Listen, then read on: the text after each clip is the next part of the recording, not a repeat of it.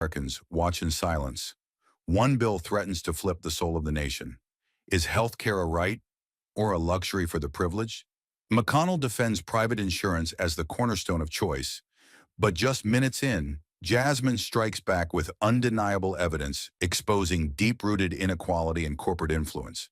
The chamber gasps. The balance shatters. When truth finally speaks for 27 million uninsured, who gets saved and who stays forgotten? Stay with us. This is a story worth every second of your time. Jasmine Crockett, a young congresswoman from Texas, was determined to reform the healthcare system to protect low-income families and minorities. After winning a special election with a campaign focused on healthcare equity, she became a rising star in the Democratic Party. "We cannot ignore the injustice in our healthcare system," she proclaimed, representing the voices of those left behind by a broken system.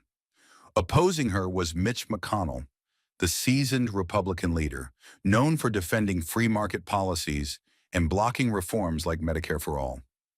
"The free market, not the government, is the answer to health care," he argued, aligning with powerful insurance companies and private healthcare interests. The stage was set for a heated Senate debate where McConnell and Crockett, with their starkly opposing views, would clash over the future of American healthcare. This wasn't just a policy discussion, it was a pivotal battle for the nation's future.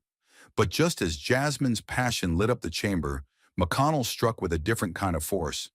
Not fire, but ice. Offering not empathy, but control, wrapped in the language of choice and freedom. His tone was steady, almost quiet, but it carried the weight of someone who'd spent decades defending the system. "This debate," he began, "is not just about healthcare. It's about freedom. Freedom to choose your doctor. Freedom to decide how you're treated. Freedom to control your future, not handed over to a government official with a checklist." He pointed to the private insurance system as a success, not a failure.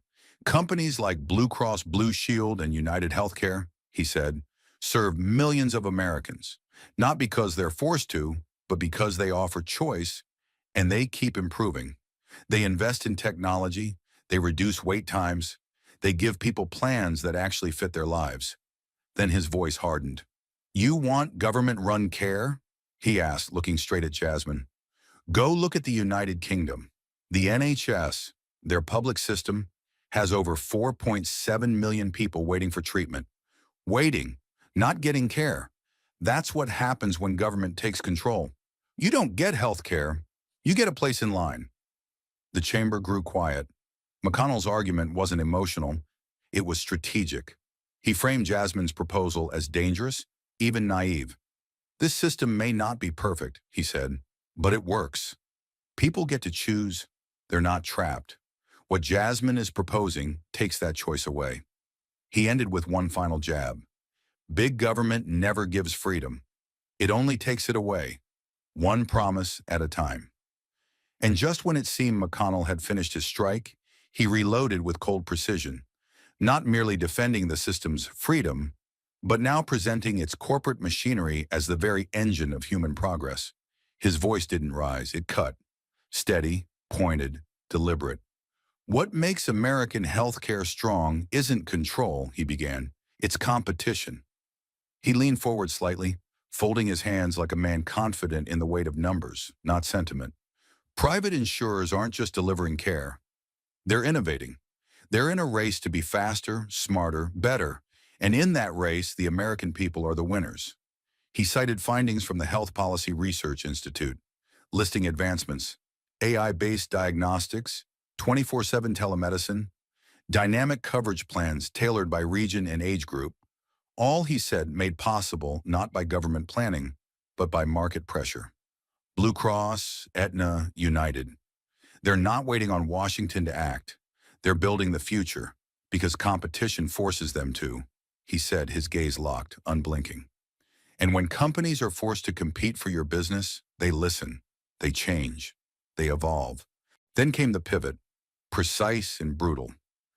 "Now imagine replacing all that with a government plan," he continued. "One set of rules, one provider, no pressure to improve, no consequences for delay, and no options when they get it wrong." He paused, letting silence draw tension like a wire pulled taut. That's not just inefficient, he said. That's dangerous. His tone never cracked. Because for McConnell, this wasn't a matter of empathy. It was a war of systems. And in that war, he was betting everything on the cold engine of the free market. Not because it was compassionate, but because it was relentless. But before McConnell could crown the free market as the savior of American health, Jasmine rose. Not with a retort, but with a reckoning. Her eyes didn't blink. Her voice didn't tremble. It carried the weight of thousands who had been silenced by a system that priced their lives by the decimal. Let me be absolutely clear, she began, her tone low but rising like a storm behind glass. Healthcare is not a commodity to be bargained for. It is a basic human right. She didn't pace. She planted herself like a pillar. You do not ask someone if they can afford to live, she said, gaze locked on McConnell. You do not make survival a business transaction. Her hand slid across the podium, revealing a battered pocket constitution. Life, liberty, equal protection under the law, she quoted, voice sharpening. How can you promise Americans the right to life and then tell them access to the care that keeps them alive is optional? She leaned forward now, her voice pressing into the bones of the room. We don't have a healthcare system. We have a profit machine that feeds on the sick and punishes the poor. And we dare to call that freedom? Her words were not loud, but they were seismic. Freedom, she continued, is not the right to choose between overpriced plans. Freedom is not telling a mother her child's fever must wait until payday. Freedom is not a waiting room filled with silence, because people are too afraid to ask what treatment costs. The chamber fell deathly still. In that moment, Jasmine wasn't debating policy. She was putting the soul of the system on trial, and her indictment was brutal. If healthcare isn't a right, then justice in America is a lie. And as her words scorched the silence, Jasmine didn't step down. She stepped deeper, from policy to pain, from statistics to the soul of the crisis. There's a name I need this chamber to remember, she said slowly, her voice quieter now. Not from fear, but reverence. Marissa Johnson, 37 years old, single mother, lives in Southeast Dallas. The lights above flickered slightly as she pulled a photograph from a folder. A woman smiling beside a little girl, their faces full of joy that the system would later crush. This is Marissa and her daughter Ava. I met them during a community health drive last spring. They came in for a basic screening. What we didn't expect was a lump. Jasmine's voice didn't shake, but her fingers curled slightly as she held the photo. Breast cancer, stage 2. It was early, treatable, but not affordable. The room shifted in its seat. Lawmakers glanced at one another, some uncomfortable, some hardened by years of hearings. Jasmine didn't let them look away. Marissa works 2 jobs, not by choice, but by survival. She cleans corporate offices at night, maybe even some of yours. In the mornings, she waits tables at a diner. No benefits, no union, just tips, bleach burns on her hands, and hope that nothing goes wrong. She paused just long enough for the air to feel heavier. But something did go wrong. And when it did, Marissa learned what it means to be uninsured in America. Jasmine's voice grew sharper now, not yelling, but with the coiled intensity of someone who has had to sit with too many stories like this. Her oncologist gave her the numbers. $14,000 for the first round of chemo. Radiation, another $18,000. Surgery? Don't even ask. She dropped her gaze to the floor for a moment before continuing. So she made a choice, not a choice born from freedom, but from fear. She told me, and I quote, I would rather die quietly than have Ava watch me fall apart under a mountain of debt I can't pay from a hospital bed. Jasmine stepped back, her breath catching just slightly before continuing. So what did she do? She walked out of the clinic, out of care, out of her own fight for life. She put on her uniform, tied her apron, and went back to work. The chamber was dead silent now. No shuffling papers, no whispered remarks, just stillness, the kind that only truth could command. Then came the data, but not cold or abstract. It came like a verdict. Jasmine held up a bound copy of a recent study. The American College of Physicians found that 27 million Americans are currently uninsured. That's nearly 1 in 10. 1 in 10 in the most medically advanced country in the world. And guess who they are? Not CEOs, not senators. They're warehouse workers, janitors, cashiers, home health aides. The people who kept this country moving while the rest of us worked from behind screens. She turned toward McConnell directly now. And let's be honest, we all know which communities are hit the hardest. Black, brown, immigrant, low income, rural. People who already start 5 steps behind and then are told to run a marathon against a system that never wanted them to finish. She lifted the photo of Marissa again, this time facing it toward the C-SPAN cameras. This woman is not a statistic. She is a mother, a worker, an American, and in any civilized nation, she would already be in treatment. But here, in the land of free market medicine, she has to choose between dying or drowning in debt. Jasmine walked slowly toward the center of the chamber, her heels echoing on the marble floor like a metronome counting down the seconds Marissa didn't have. I am sick of hearing that people like her just need to work harder. Marissa is working herself into the grave. I am sick of hearing that competition will drive prices down. You don't haggle with cancer, Mr. McConnell. You don't shop around for stage 2. Her voice grew firmer with every line. I'm told that government care is inefficient. But what do you call a system where the only treatment a mother can afford is prayer? Where survival depends not on diagnosis, but on your zip code, your income, or whether your employer offers a plan? She turned once more to the Senate floor.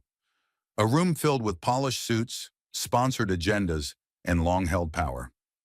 You can talk to me about freedom, she said, eyes blazing. But if freedom means standing by while women like Marissa are sentenced to death by invoice, then your definition of freedom is broken, and I refuse to accept it. She returned to her seat slowly, the photo of Marissa still in her hand, never folding it away. Because this moment wasn't a debate, it was a requiem for every life made disposable by a system that dares to call itself civilized, and every silence that allowed it to stay that way. And as the last echo of Marissa's story dissolved into silence, Jasmine did not pause. She did not soften, because what she was about to reveal wasn't just a flaw, it was the foundation. This isn't about one mother in Texas, she began, her voice now lower, deliberate, not for lack of passion, but for the gravity of what came next. It's about a design, a structure, a system that rewards wealth, punishes poverty, and leaves millions of people who look like me, who grew up like me, to suffer in silence. She raised a thick, spiral-bound report and held it like a prosecutor presenting the key piece of evidence. This is not opinion. It's not anecdote. It's the CDC's own findings, and they should chill every single one of us to the bone. She flipped the first page with a snap. If you're poor in America, you're more likely to get sick and less likely to be treated. That's not hyperbole, that's math. Her eyes scanned the room. Senators in expensive suits, some staring down, some frozen in discomfort. You're more likely to develop diabetes, high blood pressure, asthma, heart disease, and you're more likely to die from them. Why? Because the system is built to serve those who can pay and ignore the rest. She walked slowly along the chamber floor, her words cutting through the air like a scalpel. The average uninsured person delays care until it's too late. And if you're Black, if you're Latino, if you live in a poor zip code, that delay is longer. The outcomes are worse. And the suffering, it's invisible in rooms like this. Her voice sharpened. This isn't negligence. This is discrimination, made legal through policy and invisible through indifference. She pointed directly to the printed line in the report. Black Americans are 40% more likely to suffer from hypertension, 60% more likely to die from stroke. Latino children, less likely to receive basic checkups. Native populations, hospitals hundreds of miles away, if they even exist. She slammed the report on the desk. So no, this system does not treat everyone equally. It protects the privileged and leaves the rest to bleed out slowly. She leaned forward now, her eyes locked on the front bench. You think someone working two jobs has the time or money for preventive care? You think a family on food stamps can afford a specialist for their child's seizures? You think a woman in rural Mississippi, whose nearest OB/GYN clinic just closed, has choices? Her voice cracked slightly, not from weakness, but rage. This is not a healthcare system. It's a caste system, and we built it. She let that line settle like a stone dropped in water. Then she continued, quieter, but no less forceful. And you know what's worse than the inequality, she said? It's that we normalize it. We teach people to accept it. We shame them for not having insurance, for showing up to the ER too late, for dying in debt. She turned to the gallery, her voice echoing. We bury them twice, once in the ground and once beneath the myth that it was their fault. Her closing words were not shouted. They were etched into the air like a final oath. Healthcare in America is not about wellness, it's about worth. And if you're poor, if you're black, if you're rural, this system will measure your value in dollars and leave you behind when the math doesn't add up. She stepped back, her face a mirror of controlled fury and unbearable truth. This isn't freedom. This is injustice. Financed, legalized, and televised. And still, no one in that chamber moved. Because Jasmine hadn't just spoken, she had exposed. And as Jasmine's words carved through the chamber, like truth wrapped in thunder, Mitch McConnell did not flinch. He simply adjusted his glasses, lifted a government report like a shield, and spoke with the calm of a man who'd spent decades mastering the art of stone-faced resistance. While the Congresswoman pleads with emotion, he began, voice low but resonant, this body has a duty, not just to feel, but to calculate. He tapped the thick Congressional Budget Office document before him, its blue seal gleaming under the chamber lights. Because for every noble intention, there is a cold cost. And this, he said, holding the report higher, is the price of unchecked idealism. He flipped to the bookmarked page as if it were a final exhibit in a courtroom trial. Expanding federal health care coverage as proposed would increase public spending by $860 billion over the next 10 years. That's not conjecture. That's not political spin. That's the CBO's own projection. His gaze scanned the room, not with fire, but with frost. You want to talk about justice? He continued. Tell that to the American worker whose taxes will skyrocket to cover this. Tell it to the small business owner who's already drowning in payroll obligations. Tell it to the veteran who'll lose housing benefits because funds were redirected to prop up an inefficient government healthcare model. He took one step forward, anchoring the moment. Every dollar this Congress pours into sweeping healthcare expansions comes out of something else. Public schools, clean water, national security. Dreams don't pay bills, and compassion, untethered from fiscal discipline, collapses into chaos. There was no shouting in his voice, only the cold mechanics of strategy. We've seen what happens when governments overreach. Look to nations where waiting lists stretch into years, where care is rationed, where medical staff flee under the weight of bureaucracy. He nodded toward the silent CSPAN cameras. That's not compassion. That's collapse dressed as care. He paused, letting the chamber sit in silence. Not the reverent kind Jasmine commanded, but the tense stillness of political chess. Then softer, with a faint edge of warning, let me be clear. We are not choosing between care and cruelty. We are choosing between reality and ruin. And I, for one, will not vote to mortgage the soul of this nation on the back of promises we can't afford to keep. And with that, McConnell stepped back, not as a man shaken, but as one who believed that the cold arithmetic of the ledger sheet would, in the end, outlast the fire of the microphone. And as the murmurs from his last argument began to fade, McConnell's tone darkened, not louder but colder, like a final card drawn in a rigged game. He wasn't just attacking Jasmine's proposal now. He was going after the very programs she defended as lifelines. Let's not pretend, McConnell began, the weight of 3 decades in the Senate sharpening every syllable.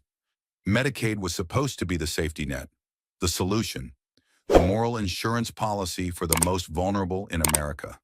And yet, he held up a set of state-by-state graphs, red circles tightening around key failure points. After decades and hundreds of billions of dollars, what do we really have to show for it? He didn't wait for an answer.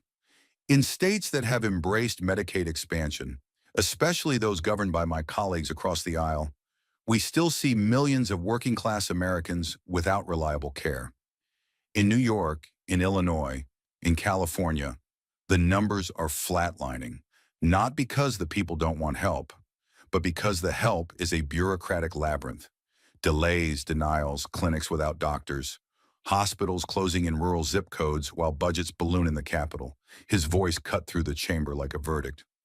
What was promised as a lifeline has become a dead end. He stepped forward, eyes locked on Jasmine, as if daring her to refute it. This isn't generosity, it's government dressed as mercy, failing in plain sight. Medicaid doesn't reduce poverty. It manages it. It institutionalizes it. And worst of all, it keeps families in a cycle of dependency, where healthcare is just enough to survive, but never enough to rise. His hand struck the podium like a gavel. That's not progress. That's entrapment. Then quieter, more ominous. And now you want to scale this model up?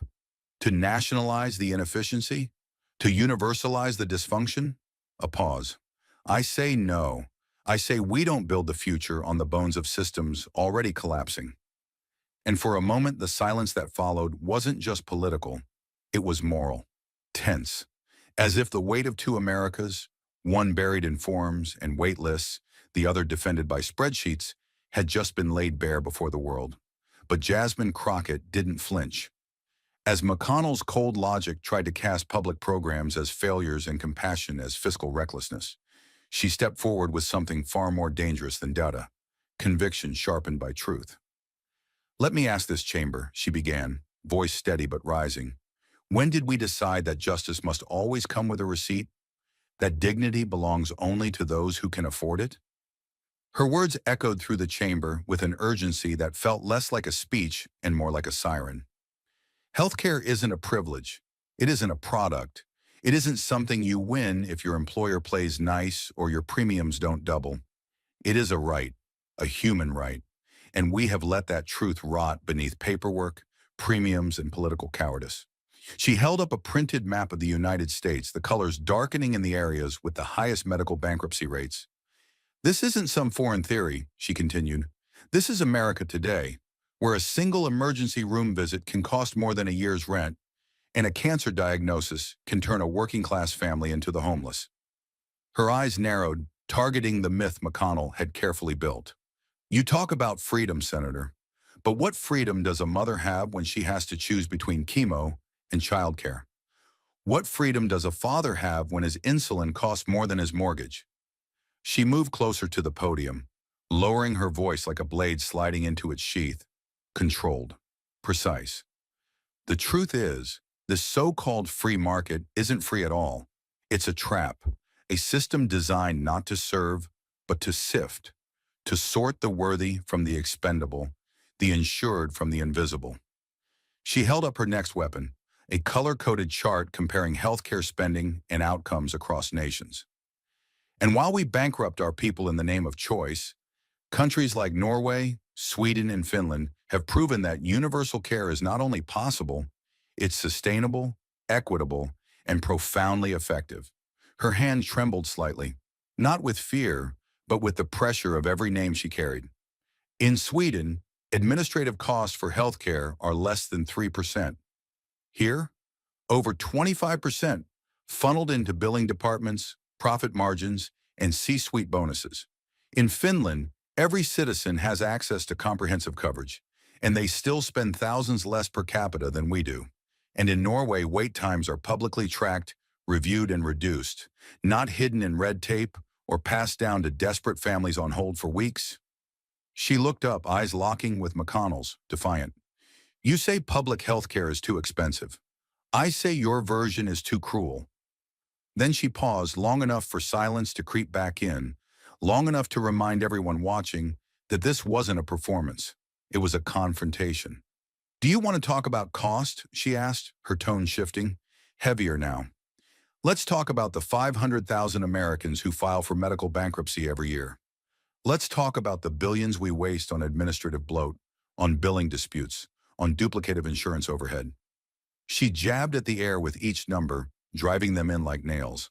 Let's talk about the price paid by a black woman in Mississippi who can't find a prenatal clinic within 60 miles. Or a child in rural Texas whose ear infection becomes meningitis because Medicaid expansion was blocked. Her breath caught for a beat, not from nerves but from memory. I've sat with mothers who buried their children because a $40 copay was the difference between early detection and too late. I've listened to veterans, men who wore this nation's uniform, tell me they were denied follow-ups, delayed surgery, denied dignity. And I've heard enough. She grabbed the final document in her pile, a thick-bound report stamped by the World Health Organization. This report, she said, voice rising again, concludes that universal public health care not only saves money long-term, it creates healthier, more productive societies. Not socialist wastelands, stronger nations, nations where your health isn't a tax bracket, but a birthright. Then she did something no one expected. She stepped back from the microphone and raised her hands, palms open. I don't expect you to agree with me, she said to the chamber. I expect you to look your constituents in the eye and explain why they're not worth what people in Norway are worth, or Denmark, or Canada. I expect you to tell a waitress with stage 2 breast cancer that she should have budgeted better. I expect you to look a father in the face after he loses his son to a treatable infection and explain that this system works just fine. Her words were not shouted, but they hit harder than any scream. They didn't bounce off the walls. They sank in. This debate isn't about ideology, she said, her voice quieter now but heavier than ever. It's about morality. And right now, we are failing that test. Every single day that we allow profit to dictate who lives and who dies, we fail. She let that hang. Not because she had more to say, but because there was nothing else anyone could say to diminish it. The room may have been filled with suits and speeches, but outside these walls, a different kind of trial had already begun. The people, tired of waiting, had rendered their verdict. Jasmine had their voices printed in ink. Jasmine stepped back from the podium momentarily, her fingers brushing the edge of a folder like a pianist preparing for the final, damning note. She turned, lifted a single document, and held it up for the entire chamber to see. This, she said slowly, isn't an opinion. It's a reckoning. The paper gleamed under the lights, an official summary from the Pew Research Center, stamped with the weight of public sentiment. 65% of Americans, Republicans, Democrats, Independents, say they want change. Not tomorrow, not in theory. Now they want a healthcare system that protects people, not profit margins. She walked slowly toward the center of the floor, her heels clicking like a countdown. And do you know what makes this more than just a number, she asked. It's not just because it's Pew, a gold standard research institution.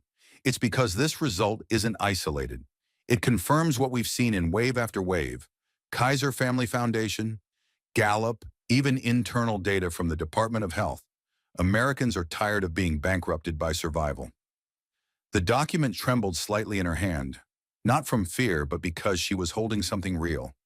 The voices of millions who never got to speak in rooms like this.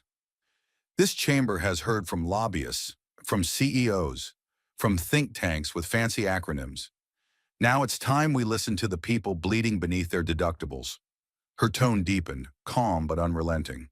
Because while this government hesitates, real people are forced to crowdsource chemotherapy. They're skipping medication to pay rent. They're rationing insulin while your donors buy yachts. A murmur rippled through the room, like a fire catching dry timber. She moved closer to the Republican bench. You want to call that emotional? Fine, it's emotional.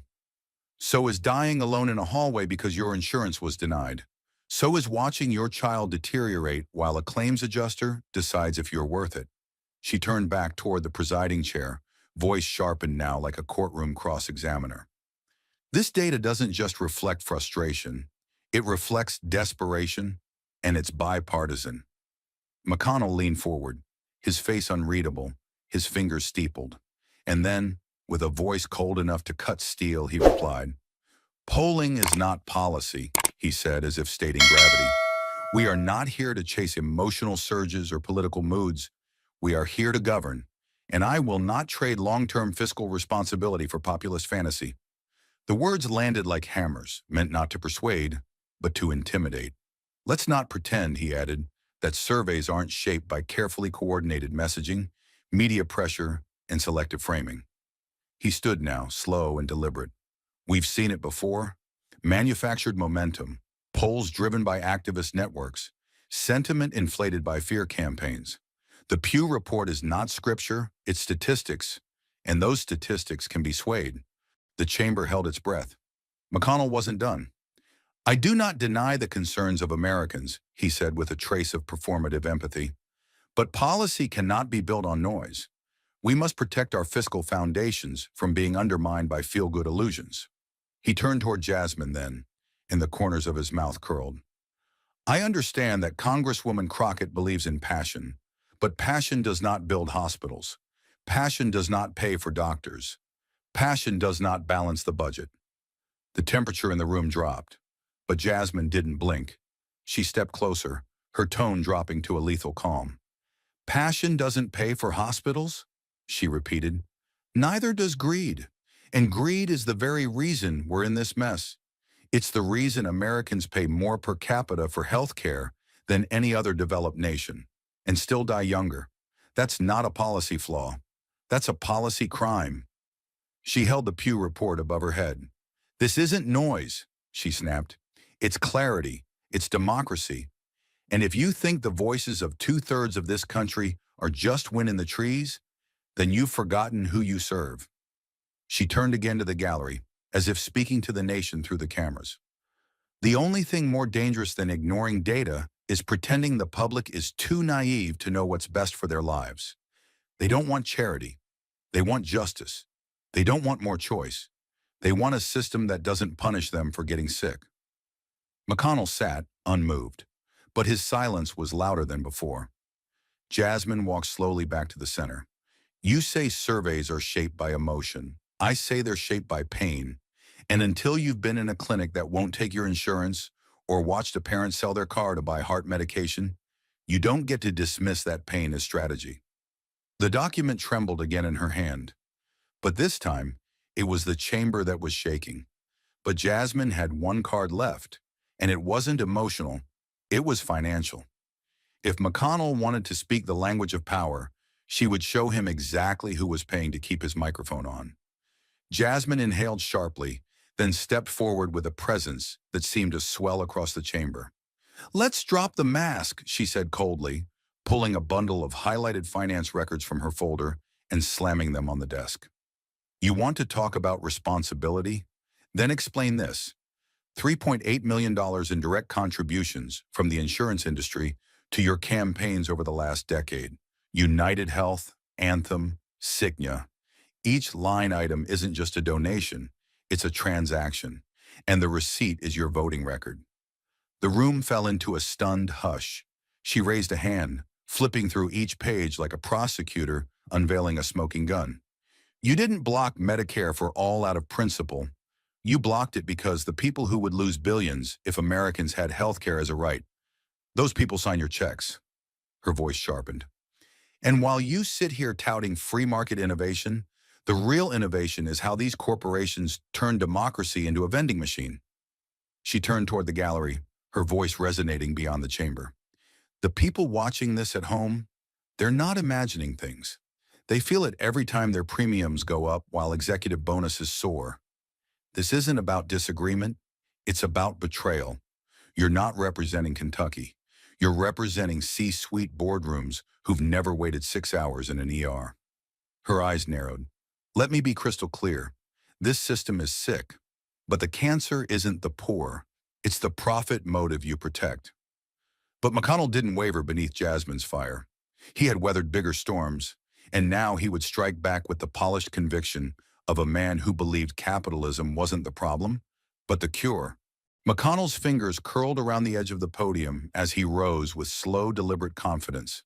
His voice, gravelly with decades of Senate battle, cut through the murmurs like a blade through silk. We don't preserve American excellence by punishing the very engines that power it, he began, eyes narrowing on Jasmine. The healthcare industry doesn't innovate because it's told to. It innovates because it competes, because it must. That's where miracles are born. He raised a hand to a graph displayed behind him, one mapping the explosion of private investment into cancer immunotherapies, AI-assisted diagnostics, and precision medicine over the past decade. These advancements weren't birthed in government labs. They came from companies willing to risk billions for the chance to save lives, and yes, to make a profit. His voice hardened. Strip away the profit motive, and you strip away the drive to go further, faster, smarter. He paused, letting the weight of his words settle like fog on the chamber floor. You call it greed, he said, turning fully to Jasmine now, but I call it survival, of innovation, of progress, of the very patients you're trying to protect. Without market freedom, we don't just lose choices, we lose futures. His tone dropped, low and firm. And the alternative, a monolithic system where bureaucrats decide what drugs are worth funding, which hospitals get resources, and who lives long enough to see the next breakthrough. That's not care. That's control dressed as compassion. But Jasmine wasn't finished. Her tone sharpened, her pace slowed, not to ease the moment, but to make every word slice deeper. She wasn't arguing policy anymore. She was prosecuting a system. Jasmine Crockett stepped forward with a fire that didn't flicker. It roared. Her heels clicked against the cold Senate floor like the countdown of a ticking clock. In her hand was a black folder labeled NMHP:"Unfiltered." She paused just long enough to let the silence settle like smoke in a sealed room, then opened it. The current system, she began, voice steady but blazing, is not broken by accident. It is broken by design. She didn't shout. She didn't need to.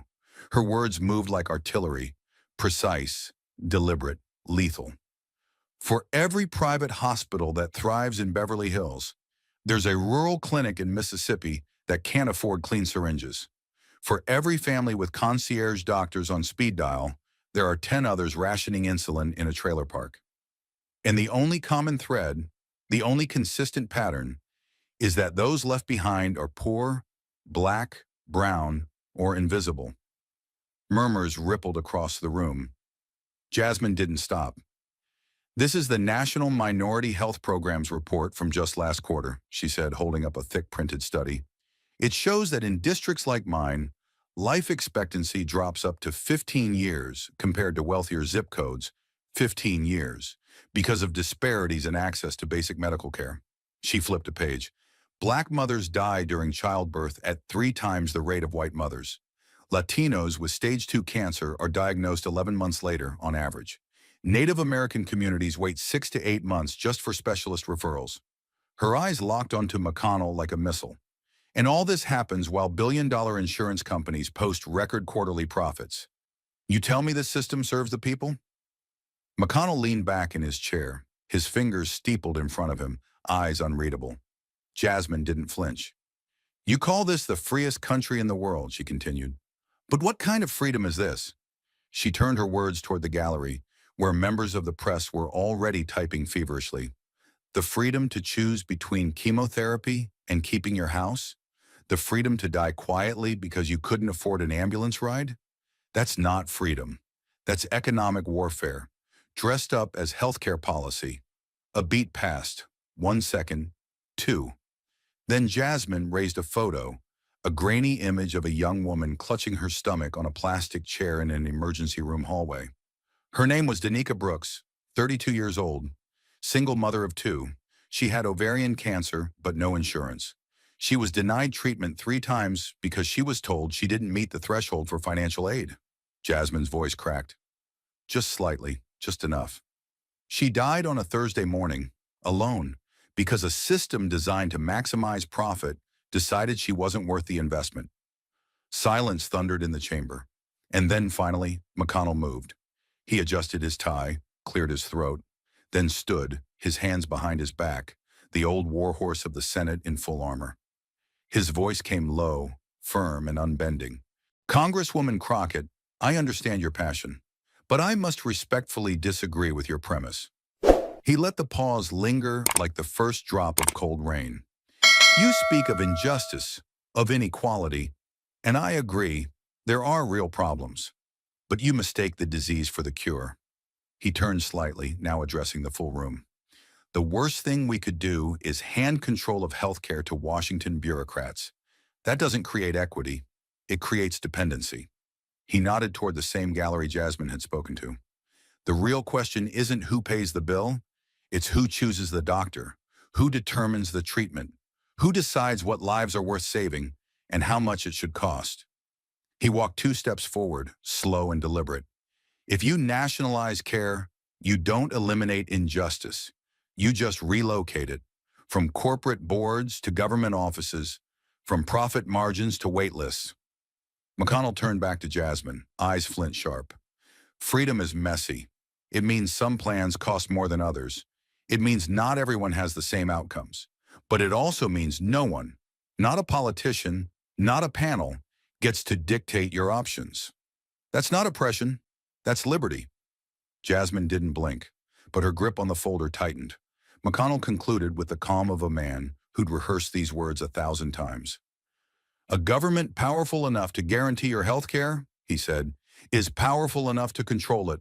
And history has shown us, over and over, that once you give that power away, you don't get it back. The room didn't cheer. It didn't jeer. It sat in silence, torn between two moral earthquakes that had just shaken the floor beneath them. And the real question remained, was freedom still freedom if only the rich could afford to survive it?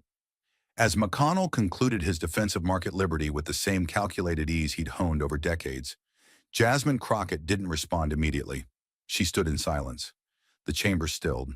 Then, softly, purposefully, she walked toward the center table, a binder in her hand bearing the seal of the OECD. "Senator," she began, "you said America can't afford a public health care system, that it would bankrupt our nation. But the truth is, it's our current system that's bleeding us dry." She flipped open the binder, her tone sharpening. "This is data, not from left-wing think tanks, not from campaign consultants, but from the Organization for Economic Cooperation and Development. 38 member nations, capitalist nations, wealthy democracies, and here's what they all prove. We are the outlier." The screen behind her flickered to life, revealing a simple chart. Healthcare spending per capita, adjusted for purchasing power. The United States towered over every other bar. Sweden, Finland, Denmark, all spending less, all covering everyone, all achieving better health outcomes. Jasmine gestured toward the image, her voice rising with urgency. We pay more. We die younger. We go bankrupt faster. And for what? So insurance CEOs can pocket $20 million salaries while a working mother in Mississippi skips her insulin? She paused just long enough for the weight of her words to settle. The silence was thick. Her next line cut through it like a blade. You call that freedom, Senator? McConnell stirred, but said nothing. Jasmine took another step forward, her heels clicking like gavel strikes. Let's talk about Finland, a country that guarantees cancer treatment, dental care, maternal care, all free at point of service. And yet they spend 40% less per person than we do. That's not socialism. That's efficiency. That's morality backed by math. Her finger jabbed toward the next slide. Comparative infant mortality rates. The U.S. ranked below every other industrialized nation. And Sweden, she continued, almost breathless now. Universal prenatal care. No bills for childbirth. No 3-page itemized invoices for holding your newborn skin to skin. Just care. Just dignity. Just humanity. She locked eyes with McConnell. Meanwhile, in your home state of Kentucky, rural hospitals are closing. Black mothers are 3 times more likely to die in childbirth, and 41% of adults report delaying medical care due to cost. McConnell cleared his throat, shifting in his chair, but Jasmine was unrelenting. Let's strip away the politics. Let's talk about what this system does to real people. I have constituents who choose between chemotherapy and groceries, who show up to my town halls with bags of unpaid ER bills, who work 2 jobs and still get denied coverage because their deductible is more than their rent. She opened another document. OECD reports confirm it. Countries with public health care don't just save money, they build trust. Citizens seek care earlier, which means less hospitalization, fewer complications, longer lives. That's the ripple effect of compassion codified into law. Her tone dropped, lower, more intimate, almost a whisper through the microphone. And I want to ask you, Senator McConnell, if Finland can afford to treat its citizens with dignity, why can't we? A few members in the back shifted, some avoiding her gaze. Jasmine turned to the public gallery. This isn't academic. This is life and death. This is a father in Detroit who died of sepsis because he didn't have $200 for antibiotics. This is a waitress in Phoenix who broke her wrist and didn't go to the ER until it turned black. This is America in 2025, where your zip code and bank account decide whether you live or die. Then she returned to McConnell. I respect your experience. I respect your service. But I will not respect a defense of a system that profits from human suffering. You say the market fosters innovation. I say it rations mercy. You say government care is inefficient. I say a for-profit company denying a cancer patient treatment because they missed a premium by 3 days is the real inefficiency. McConnell leaned forward, trying to interrupt, but Jasmine held up a hand. I'm not finished. Her voice climbed again. We are the richest country on earth, and yet we are the only one where millions fear going to the hospital. The only one where a GoFundMe page is considered a form of insurance. That is not freedom. That is a systemic betrayal. She turned to the final page. A pie chart. Global administrative costs. America spends 4 times more on healthcare paperwork than any other nation because we've built a labyrinth of denials, delays, and fine print. We've let corporations write the rules, and what we get in return is a system that treats suffering as a sales opportunity. Finally, she closed the binder, the clap of its cover echoing off the marble walls. I am not asking for utopia. I am asking for basic decency. I am asking that we stop being the country where getting sick is a financial catastrophe. I am asking that we listen to the data, to the world, and to the people screaming from the margins. Then, soft but firm, she concluded, and I am asking you, Senator McConnell, to look those people in the eye and explain why they are unworthy of what Swedes and Finns and Germans already have. Because I refuse to. As Jasmine's voice faded and the gavel fell, the silence in the Senate chamber wasn't peace, it was pressure. Pressure that spread outward, leaking into headlines, hashtags, union halls, newsroom floors, and kitchen tables across America. The Senate floor was quiet, but the country was anything but. Within minutes of the debate's end, clips of Jasmine's dismantling of McConnell's arguments were everywhere, looped on news broadcasts, stitched into TikToks, and shared with fiery captions on Twitter. She spoke for us.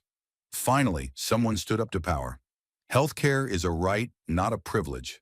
Hashtags like Crockett clapback and Medicare is justice trended within the hour, surging with the kind of urgency that couldn't be faked. But for every voice cheering, another called it reckless. Right-wing commentators labeled her a radical, a socialist disguised in pearls. Fox News ran a segment titled, The Real Danger in Government Healthcare, Jasmine Crockett's Fantasy World. Yet even there, a few conservative-leaning independents admitted they were shaken, not by her politics, but by her facts. Because while McConnell quoted deficits, Jasmine named the dead. Inside the Capitol, reactions weren't just whispered, they were weaponized. Senators moved in tight huddles. Some eyed her warily, like she detonated a bomb in a room they thought was soundproof. Others, particularly newer progressive Democrats, walked over and gripped her shoulder with respect that couldn't be taught. Senator Chris Murphy reportedly leaned in and whispered, "You didn't argue policy. You gave people a reason to care." Outside, the reaction was even louder. The American Federation of Teachers released a statement within 2 hours. We stand with Representative Crockett. Healthcare injustice is education injustice. The SEIU followed suit, blasting an open letter signed by over 500 labor leaders. When our members have to choose between chemotherapy and groceries, the system has failed. Crockett is right to fight. But it wasn't just unions and progressives. Civil rights leaders mobilized. The NRLACP tweeted, "We've heard this speech before." But this time it wasn't from a preacher in a church. It was from a congresswoman in the halls of power. The pressure on McConnell intensified. In Louisville, a protest formed outside his district office, signs reading, "How many more need to die?" and "Mitch profits, we bleed." A group of nurses from Owensboro publicly canceled their long-standing Republican support, holding up their pay stubs and ER bills as silent protest. One wore a pin that simply read, "Crockett was right." Then came the numbers. Pew Research Center released a flash poll just 48 hours after the broadcast. 58% of Americans sided with Crockett's call for healthcare reform. More strikingly, 72% of people under 40 and 61% of independents expressed support for a public health option modeled on systems in Scandinavia. These weren't fringe left numbers. These were mainstream middle votes. Shifting. McConnell's office tried to deflect. They issued a brief, icy statement. Senator McConnell will continue defending American families from bloated government programs. But it rang hollow in a week where millions had seen their own family members reflected in Jasmine's words. Meanwhile, Jasmine refused to retreat. She returned to Texas and held a rally in Houston's 3rd Ward. Over 3,000 people came. Teachers, bus drivers, cancer survivors, immigrants, teenagers. There were no corporate sponsors, no confetti cannons. Just people. And when she took the stage, her voice cracked. Not from nerves, but from the weight of knowing her words had landed. "You showed me," she told them, "that truth travels faster than spin, that decency can trend, that if one voice is brave enough, a million more will answer."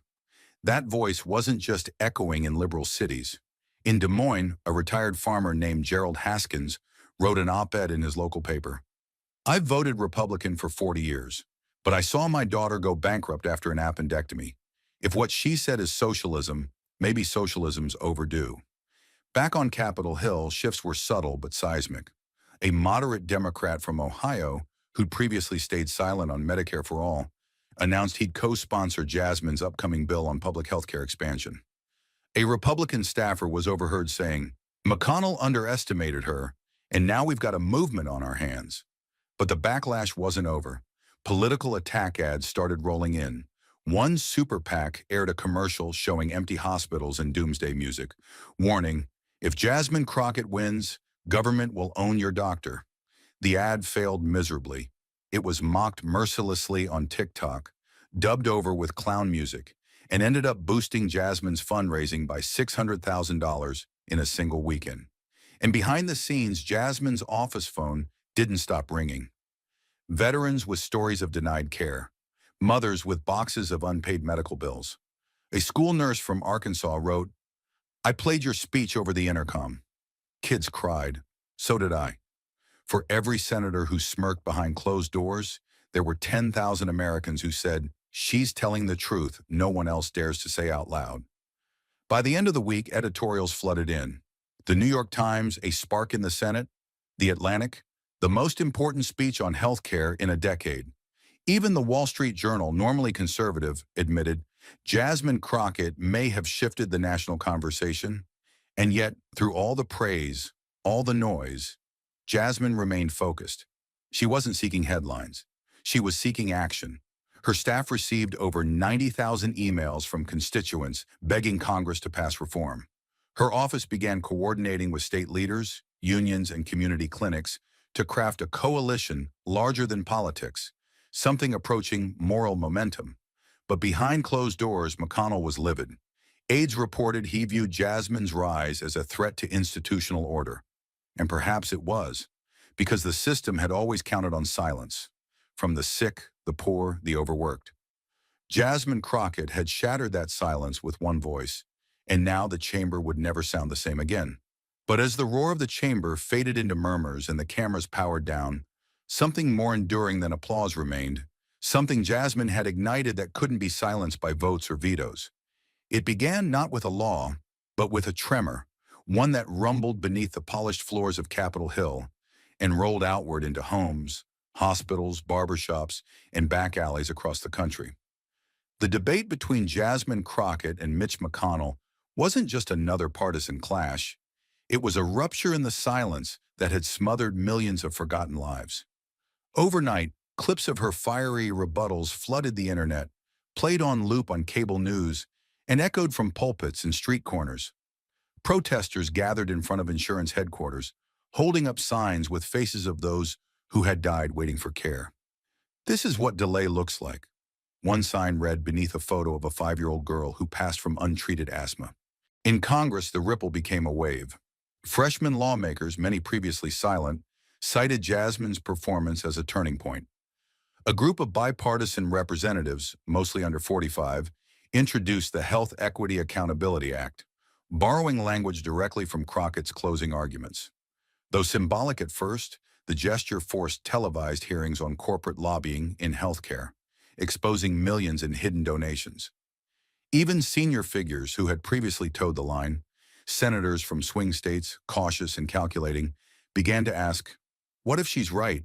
What if we've sold the soul of our healthcare system for campaign checks? But the pushback was swift and merciless. Lobbying groups launched counter-campaigns smearing Jasmine as radical, uninformed, even un-American. Super PAC ads ran nightly, twisting her quotes into fear-mongering slogans.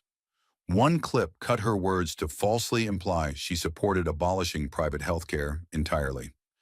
Behind closed doors, McConnell met with insurance executives and promised, "This storm will pass. We've weathered louder voices before."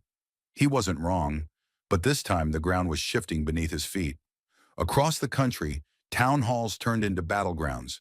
Elderly veterans stood up, demanding answers for denied VA claims. Mothers held up expired insulin vials. One nurse broke down mid-question, sobbing as she described watching a teenager die of sepsis in a rural ER with no doctors on duty. "How many more stories do you need?" she screamed at a senator frozen behind the podium. These weren't isolated moments. They were symptoms of a sickness long ignored, and Jasmine's voice had become the diagnosis. Universities hosted public forums on healthcare justice. Law schools dissected the constitutional arguments she'd made about the right to life and equitable protection. Medical students wore T-shirts with her quote, "Health isn't a privilege, it's a promise." Even late-night comedians, who usually danced around policy, replayed her exchanges with McConnell, ending with punchlines that turned into standing ovations. Something raw and righteous had been unleashed, and it wasn't going back into a press release. And yet, inside the marble columns of the Capitol, change moved like molasses. The Senate stalled reform bills in committee. Key amendments were stripped. A watered-down version of the accountability bill passed the House, only to die in the Senate 51-49. Jasmine watched from the floor as her colleagues negotiated away pieces of what she called the people's dignity in backroom deals. Still, she stood. Still, she spoke. Still, she fought. On the anniversary of the debate, she returned to that same chamber, no longer just the firebrand from Texas, but the symbol of a movement. She read aloud new names, those lost in the years since to preventable conditions, bureaucratic delays, unaffordable prescriptions. The gallery was packed, not with donors or dignitaries, but families, survivors, nurses, people in wheelchairs. When she finished, no one clapped. They rose, silent, united. Jasmine turned to the camera. Her voice, steady and sharp, cut through the silence. "This debate may have started with policy, but it ends with people. If the system can't be moved by their pain, then maybe it should be replaced by their power." And with that, the conversation around healthcare in America was no longer confined to budget lines and partisan soundbites. It became a moral reckoning, a call that reached the soul of a nation. Mitch McConnell may have had the votes, but Jasmine Crockett had something more dangerous. She had the momentum of millions. And that in Washington is how history begins. And yet amid the policy shifts, the polling surges, and the thunder of crowds chanting Jasmine's name, a quieter question lingered, one that no headline could answer. What had this battle truly cost? And what deeper truth had it revealed about who we are as a nation? There's a certain stillness that comes after a storm. Not peace, but reckoning. As Jasmine Crockett stood alone in her dimly lit office days after the Senate hearing, a copy of the Constitution in one hand and a stack of constituent letters in the other, she wasn't celebrating. The cameras were off. The crowds were gone. All that remained were the names. Names of people who had written to her after the debate. a single mother in Arkansas whose child died from untreated diabetes, a retired coal miner in West Virginia denied lung treatment due to a technicality, a teenage girl who had to crowdfund her mother's chemotherapy. "You said what I couldn't," one letter read. "Thank you for making us visible." Jasmine didn't smile. She wept, not from sadness, but from the unbearable weight of being a mirror for a nation's pain. What she had learned, what America had been forced to confront, is that injustice doesn't always wear a badge or carry a gun. Sometimes it comes in the form of silence, of inaction, of shrugging shoulders in marble halls while children die from preventable infections. The lesson wasn't just about healthcare, it was about humanity. It was about the lie we tell ourselves when we say the market will fix what the heart has broken. Jasmine's battle showed that access to care is not a question of policy. It's a measure of moral clarity. Who do we consider worthy of saving? Who do we leave behind because saving them doesn't yield profit? Her voice had shaken the Senate, but it had done something greater. It cracked the veneer of political civility and forced the nation to look in the mirror. The most harrowing truth she uncovered was not that the system is broken, it's that it was built to be this way. Jasmine had faced down Mitch McConnell, not just as a senator, but as a symbol of decades of calculated resistance to reform. He wasn't just defending policy, he was defending an ecosystem of privilege, where suffering is tolerated so long as it stays out of sight. That moment taught America a brutal lesson, that those who benefit from inequality will always call justice radical. They will smear reform as chaos and frame empathy as weakness. But Jasmine didn't break under the weight of their mockery. She stood taller. "Justice," she had shouted into the chamber, "isn't disruptive. Injustice is."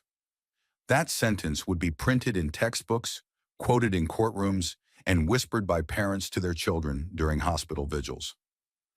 The human lesson extended beyond politics. It was about storytelling. Who gets to tell it and who gets erased? Jasmine gave voice to those who had been rendered invisible, not because they were few, but because they were inconvenient. People who work 2 jobs and still can't afford insulin. Veterans who fought for the flag but can't afford dental care. Mothers who choose between groceries and an inhaler.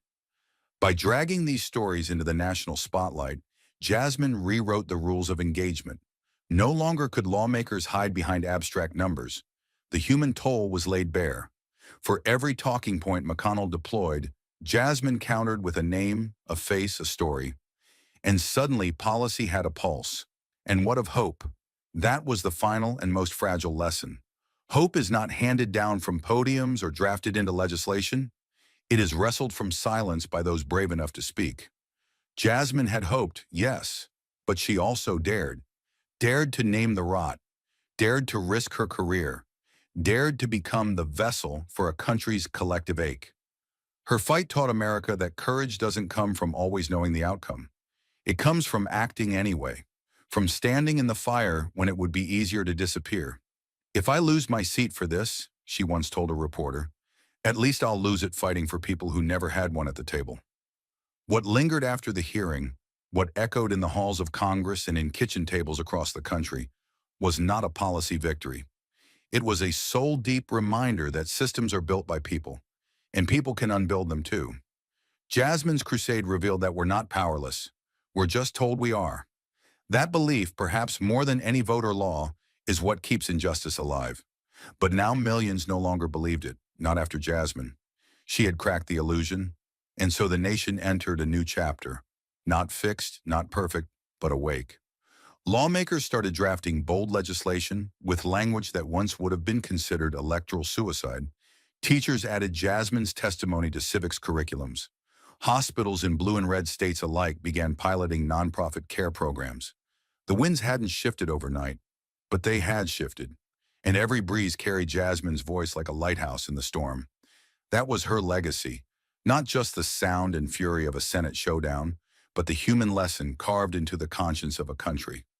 Thank you for watching until this moment and for standing with us on this journey for justice. Your support means everything.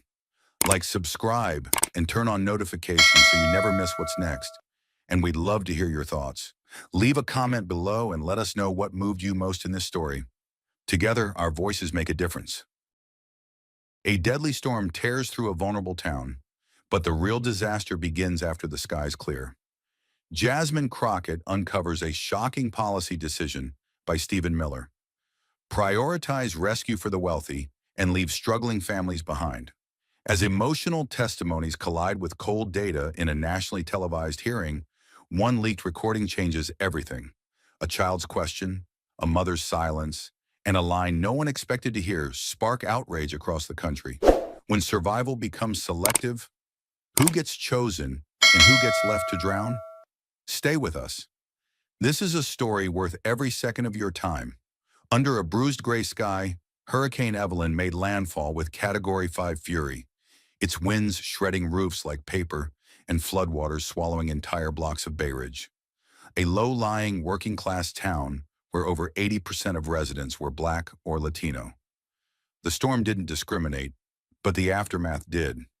Within 48 hours, federal rescue teams began arriving, but not in Bay Ridge.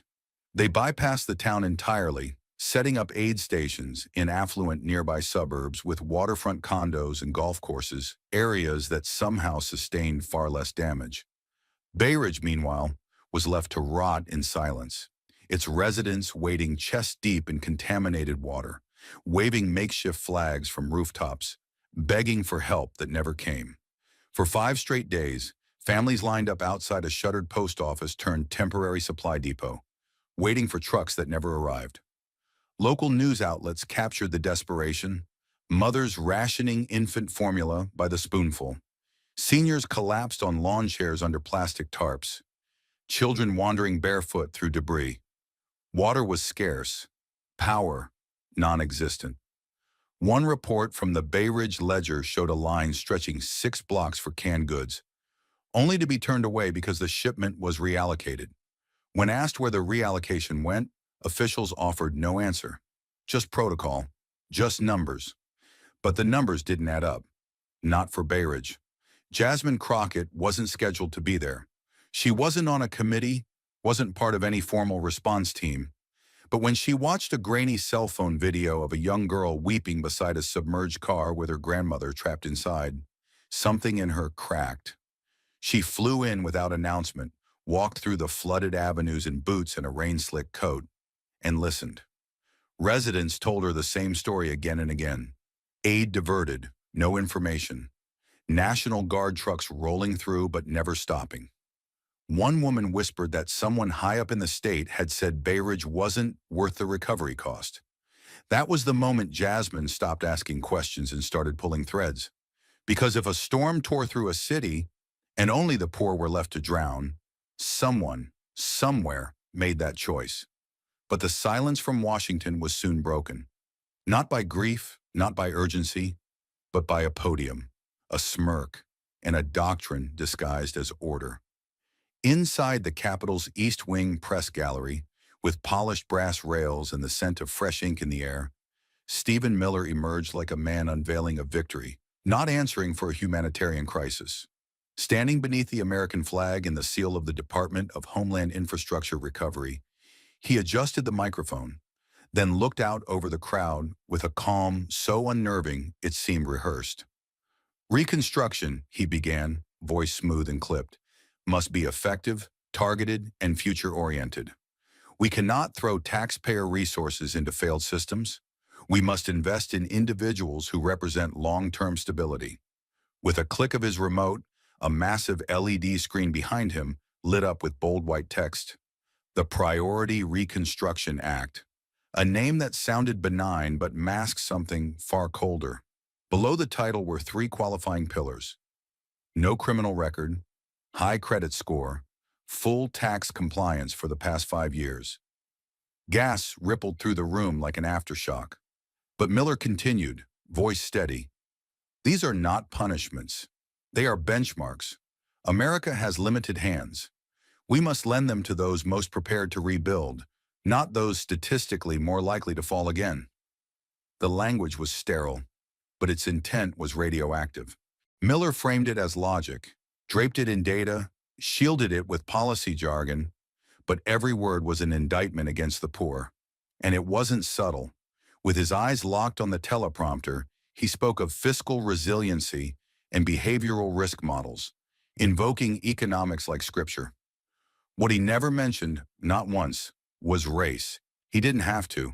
In Bay Ridge, where over 80% of the population were people of color, where historic underfunding had left residents with broken schools, subprime loans, and under-the-table employment, these benchmarks weren't guidelines. They were gates, locked, sealed, guarded by credit scores and IRS filings. A mother who worked 2 jobs in cash wouldn't qualify. A black teenager with a nonviolent misdemeanor, disqualified. A retired veteran with back taxes, rejected. Miller's press team nodded along as if these people were footnotes in someone else's future.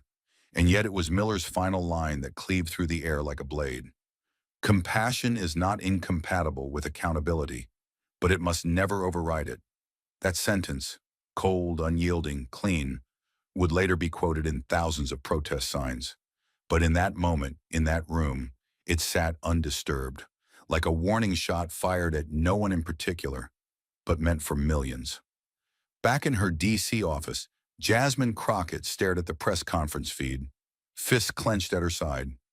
Not because she was surprised, but because he had finally said it out loud. The system wasn't broken, it was being perfected, not to save lives, but to sort them. And Bay Ridge had just been sorted into the discard pile. And as Miller descended from the podium with his chin high and his doctrine unchallenged, the aftershocks of his policy didn't wait. They struck, not in the language of legislation, but in the ragged final breaths of those left behind. Horace Freeman had survived segregation, 2 wars, and a lifetime of underpaid labor cleaning classrooms that had never taught his history, but he couldn't survive the heat. 82 years old, diabetic, oxygen-dependent, and proud, he was bused from Bay Ridge to a so-called temporary care shelter in a vacant school gymnasium with no air conditioning and 40 cots jammed wall to wall. On the 3rd night, as the outside temperature reached 101 degrees, the generator sputtered and died. There was no backup.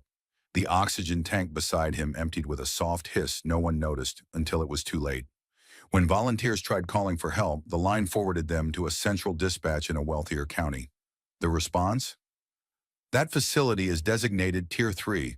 We have higher risk zones prioritized. Horace's lips were blue when they found him. His file had been stamped, non-priority evacuee. It was bureaucracy that killed him. Bureaucracy wrapped in a smiling press release. Elsewhere in the flooded heart of Bay Ridge, Rosa Morales, 24, undocumented, unmarried, uninsured, went into early labor inside a 1-room apartment lit only by candles.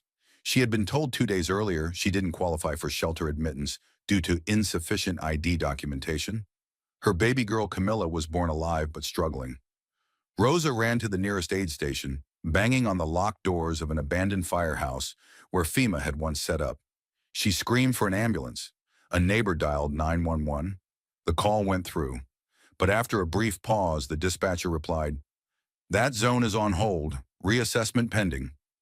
Rosa sank to her knees, holding Camilla to her chest as the baby's cries grew thinner, then stopped. By the time help arrived, it wasn't help. It was the coroner. No one logged the call as urgent. No one flagged the death. No one apologized. Because in the data fields where the baby should have mattered, there was no tax ID, no voting record, no credit history. Just a mother's scream against a wall that would never answer. 3 days later, Jasmine Crockett stood before a tangle of press microphones outside the Capitol steps. Her voice calm but sharpened to a razor's edge. She didn't open with condolences. She opened with names. "Horace Freeman," she began, holding up a photo of the elder man in his army uniform, "Rosa Morales, and her daughter Camilla. These are not victims of a natural disaster. They are victims of a man-made hierarchy that placed worth on a ledger before it placed boots on the ground." Her tone grew colder with every word. "They didn't die in the eye of the storm.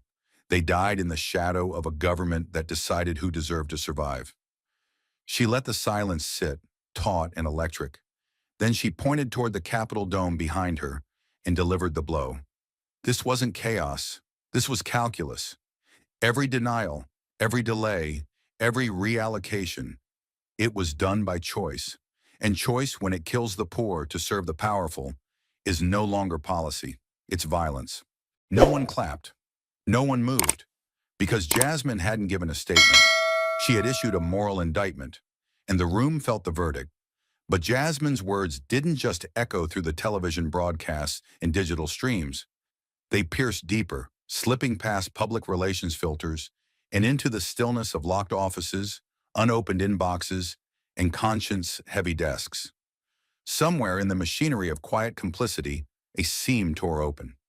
Someone who had sat through too many closed-door meetings, who had watched too many decisions masked as metrics, could no longer sit silently.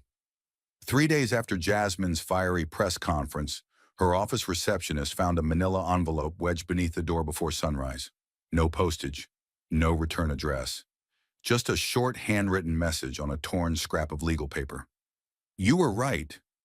They're not hiding it. They published it internally. Inside the envelope was a stack of documents. The top one, a large full-color map of the Gulf Coast, stamped with a watermark reading, "For internal, strategic use only." It looked more like a zoning proposal than anything related to emergency response. But Jasmine's instincts turned cold the moment she began to unfold it. The map wasn't about rescue routes or shelter allocations. It was a triage system, not for medical needs, but for neighborhoods, for people. The map was shaded in colors: green for highest priority, yellow for moderate interest, and deep red for non-viable zones. It didn't take a sociologist to interpret the pattern. The green zones were all familiar: affluent suburbs, beachfront communities, and downtown districts packed with corporate offices, private hospitals, and recently renovated infrastructure. These areas were marked with glowing terms like rapid recovery pipeline approved, immediate infrastructure redeployment, and rebuild certification granted. In other words, they were to be restored, protected, and invested in. But as Jasmine traced her fingers down toward the lower regions of the storm zone, the palette turned hostile. The red zones, overwhelmingly concentrated in working-class, majority Black and Latino neighborhoods, were branded with language that made her jaw clench: low return to investment probability, community maintenance burden, and most chillingly, not recommended for long-term reinvestment. The town of Bay Ridge, the very place where bodies were still being pulled from homes and where children slept on collapsed porches, was circled in red. Handwritten beside it in a slanted clinical scrawl were 4 words: clearance suggested, demographic deprioritized. Jasmine stood in the center of her office, the map wide in her arms, as if it were physically too heavy to carry. Her breath slowed, her hands trembled. She didn't blink for several seconds. This wasn't a mistake. This wasn't bureaucracy fumbling in a crisis. It was a decision, made not during the storm, but likely months or years before it, refined through models, approved in silence, and hidden behind vague phrases like efficiency and cost-effectiveness. What she held wasn't recovery strategy. It was an erasure plan, a sterilized act of abandonment pre-justified by spreadsheets. The other documents in the envelope were equally damning: minutes from internal meetings, presentation slides titled Community Reclamation Forecasting, and bullet point memos outlining criteria for where not to allocate rebuilding funds. One note read, "Consider alternate use for low-yield flood zones pending vacancy." Another included a list of neighborhoods flagged for potential land reallocation partnerships with unnamed development firms. Bay Ridge appeared 5 times, and each mention excluded words like relief or rescue. It was as if the residents had never been people, only barriers to profitability. By the time the sun rose, Jasmine had called her chief of staff, her legal counsel, and 3 journalists she trusted with her life. Within 24 hours, the map and supporting documents, redacted only to protect the identity of the whistleblower, were distributed to every major investigative outlet in the country. Within hours, the images were everywhere: online forums, national newspapers, televised reports. Editorials called it a scandal that weaponized natural disaster to complete unfinished gentrification. Community leaders called it a betrayal of moral governance. Civil rights lawyers used harsher words: a deliberate policy of displacement through neglect. The National Association for the Advancement of Colored People filed an emergency petition demanding immediate oversight and full public disclosure of all internal disaster response criteria. Human rights organizations from around the world issued statements of alarm. One read, "No legitimate government should determine which communities deserve to be saved based on their wealth or demographic makeup. This is not restoration. It is a controlled collapse of equity." City councils in multiple states, both Democratic and Republican, began to request congressional hearings. The Federal Oversight Committee, caught in the whirlwind, could no longer pretend neutrality. Their message, sent 2 days later, was short and dry. A preliminary hearing will be scheduled. Documentation accepted. Testimony to follow. Jasmine didn't celebrate. She didn't sigh. She simply picked up the original map again, circled the phrase "not recommended for reinvestment" in black ink, and taped it to the glass wall behind her desk. She didn't need to say it aloud. The message was seared into every page, every pixel, every word she now carried into battle. This wasn't about fixing a system that failed. It was about tearing down a system that was designed to. And when the hearing was finally scheduled, the storm didn't just shift to Washington. It exploded under the marble dome of power. Room 1100 of the Capitol had never felt so claustrophobic. The air was thick with heat from the overhead lights, the tension of a nation watching in real time. Every seat was filled. Lawmakers, aides, media crews, survivors. Outside, a crowd surged behind barricades, chanting, holding up photos of drowned homes and lost children.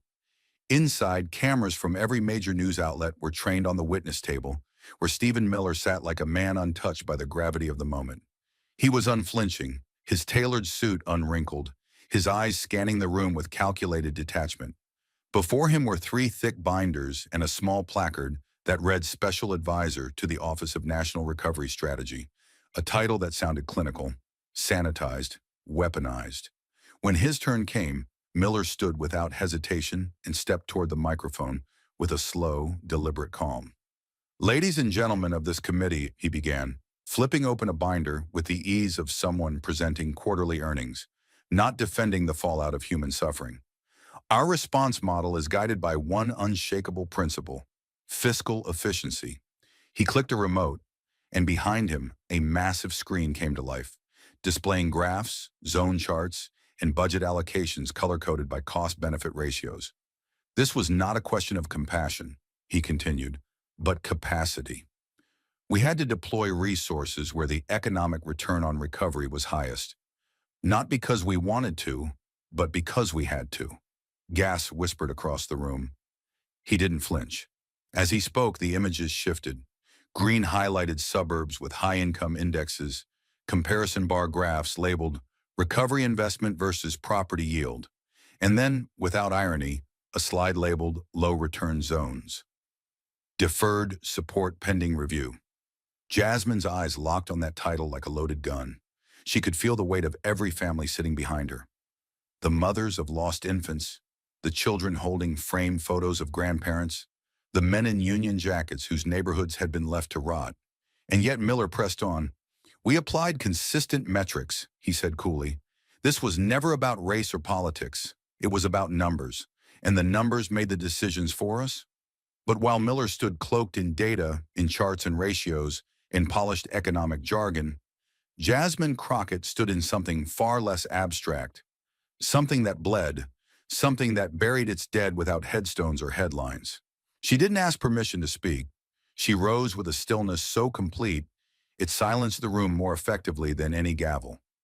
In her hands was a thin black folder, scuffed at the corners, clasped shut with a single elastic band. She walked forward, heels echoing against the chamber floor. Each step a declaration. When she reached the witness table, she laid the folder down. Slowly, without a word, she unfastened the band and pulled out a single photograph. Then another. Then another. She spread them across the table like evidence at a crime scene, because that's what they were. A little boy no older than 7, curled into a fetal position on a wet concrete floor, wrapped in a tattered towel, eyes swollen from dehydration. An elderly woman with oxygen tubing draped limply across her chest, her mouth open, her eyes glazed, slumped against a shelter cot that had no mattress. A young mother, barefoot, cradling a limp infant in her arms, her face pressed against the child's cheek as if willing her to breathe. The images were raw, unedited, unsparing, and every flashbulb in the room caught the tension as lawmakers leaned forward, lips tightening, hearts faltering. These weren't symbols. These were names. These were people who had once asked for help and been told by omission and algorithm that they weren't worth it. Then Jasmine spoke, not with rage, but with something far sharper, truth that refused to be softened. "Mr. Miller," she began, voice calm but coiled, "I'm sure your formulas accounted for square footage, for property values, for projected return on infrastructure spending." She paused, resting a hand gently on the photo of the child. "But tell me, what variable did you use to measure the sound a child makes when he begs for water, and no one comes?" She turned the next photo toward him. "What line in your spreadsheet corresponds to the final breath of an 82-year-old woman when the generator fails and no ambulance is sent?" And then she lifted the final photo, her voice lowering but hardening like tempered steel. "What number, Mr. Miller, measures the scream of a mother when her newborn dies in her arms because her address didn't qualify for priority aid?" She stepped back, allowing the silence to settle like ash across the room. Then she asked the only question that mattered. "You talk about economic efficiency. You talk about fiscal logic. But I want to know, what is the return on a mother's grief?" She let the question hang there, suspended above them like a weight no one could lift. And for the first time since the hearing began, Miller had no chart, no ratio, no answer. And just when the weight of Jasmine's question had begun to suffocate the chamber, when the final photo still lingered on the table like a wound refusing to close, she stepped forward with one last weapon, his own voice. The night before, her legal team had received a secure, encrypted message from a federal employee who refused to give a name, but signed the email with 3 words: "You deserve the truth."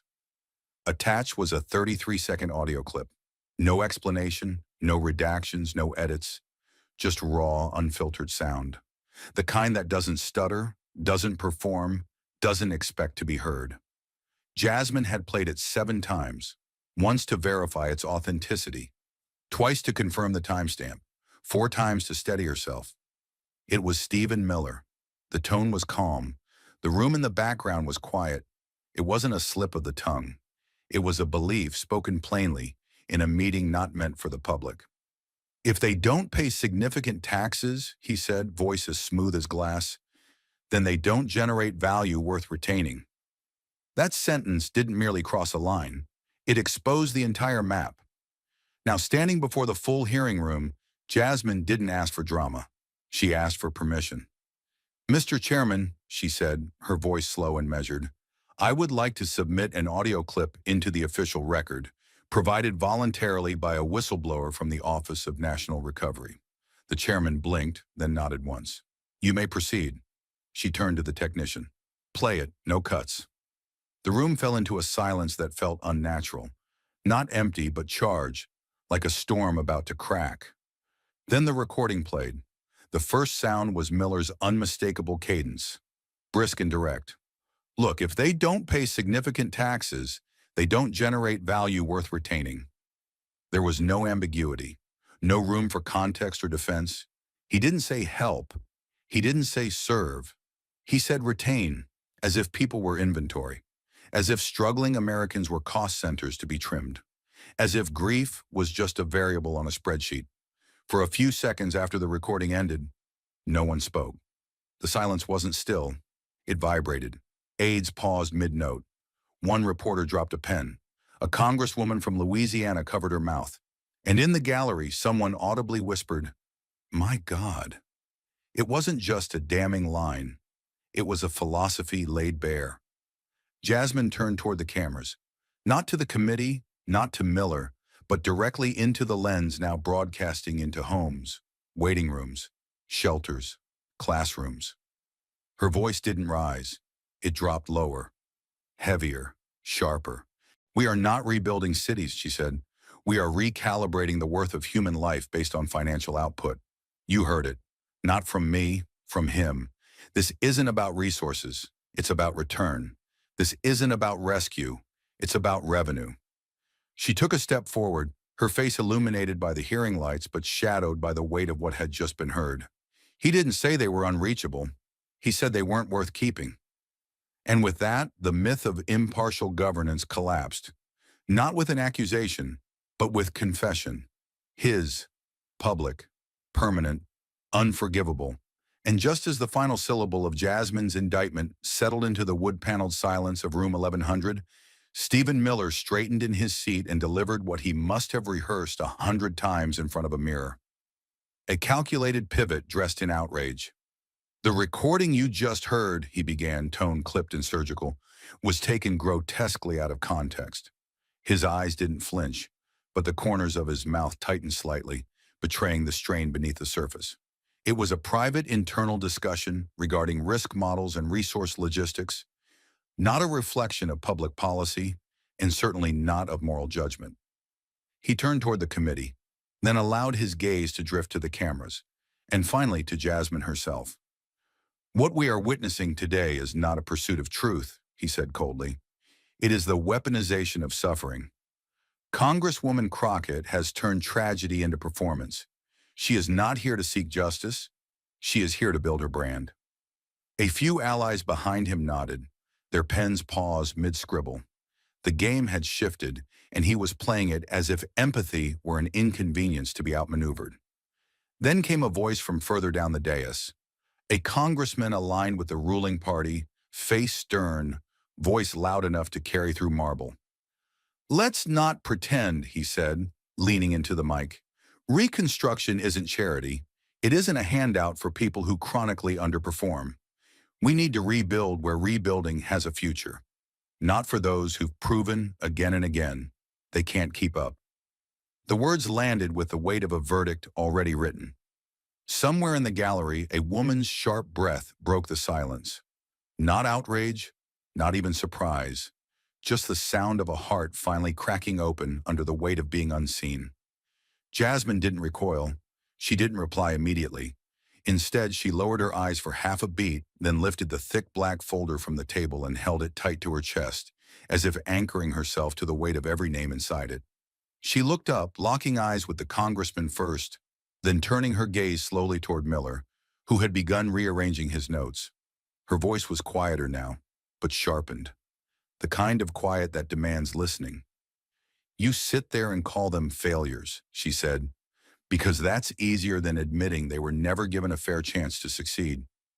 She took a breath, not for effect, but to hold down the rising fire in her throat.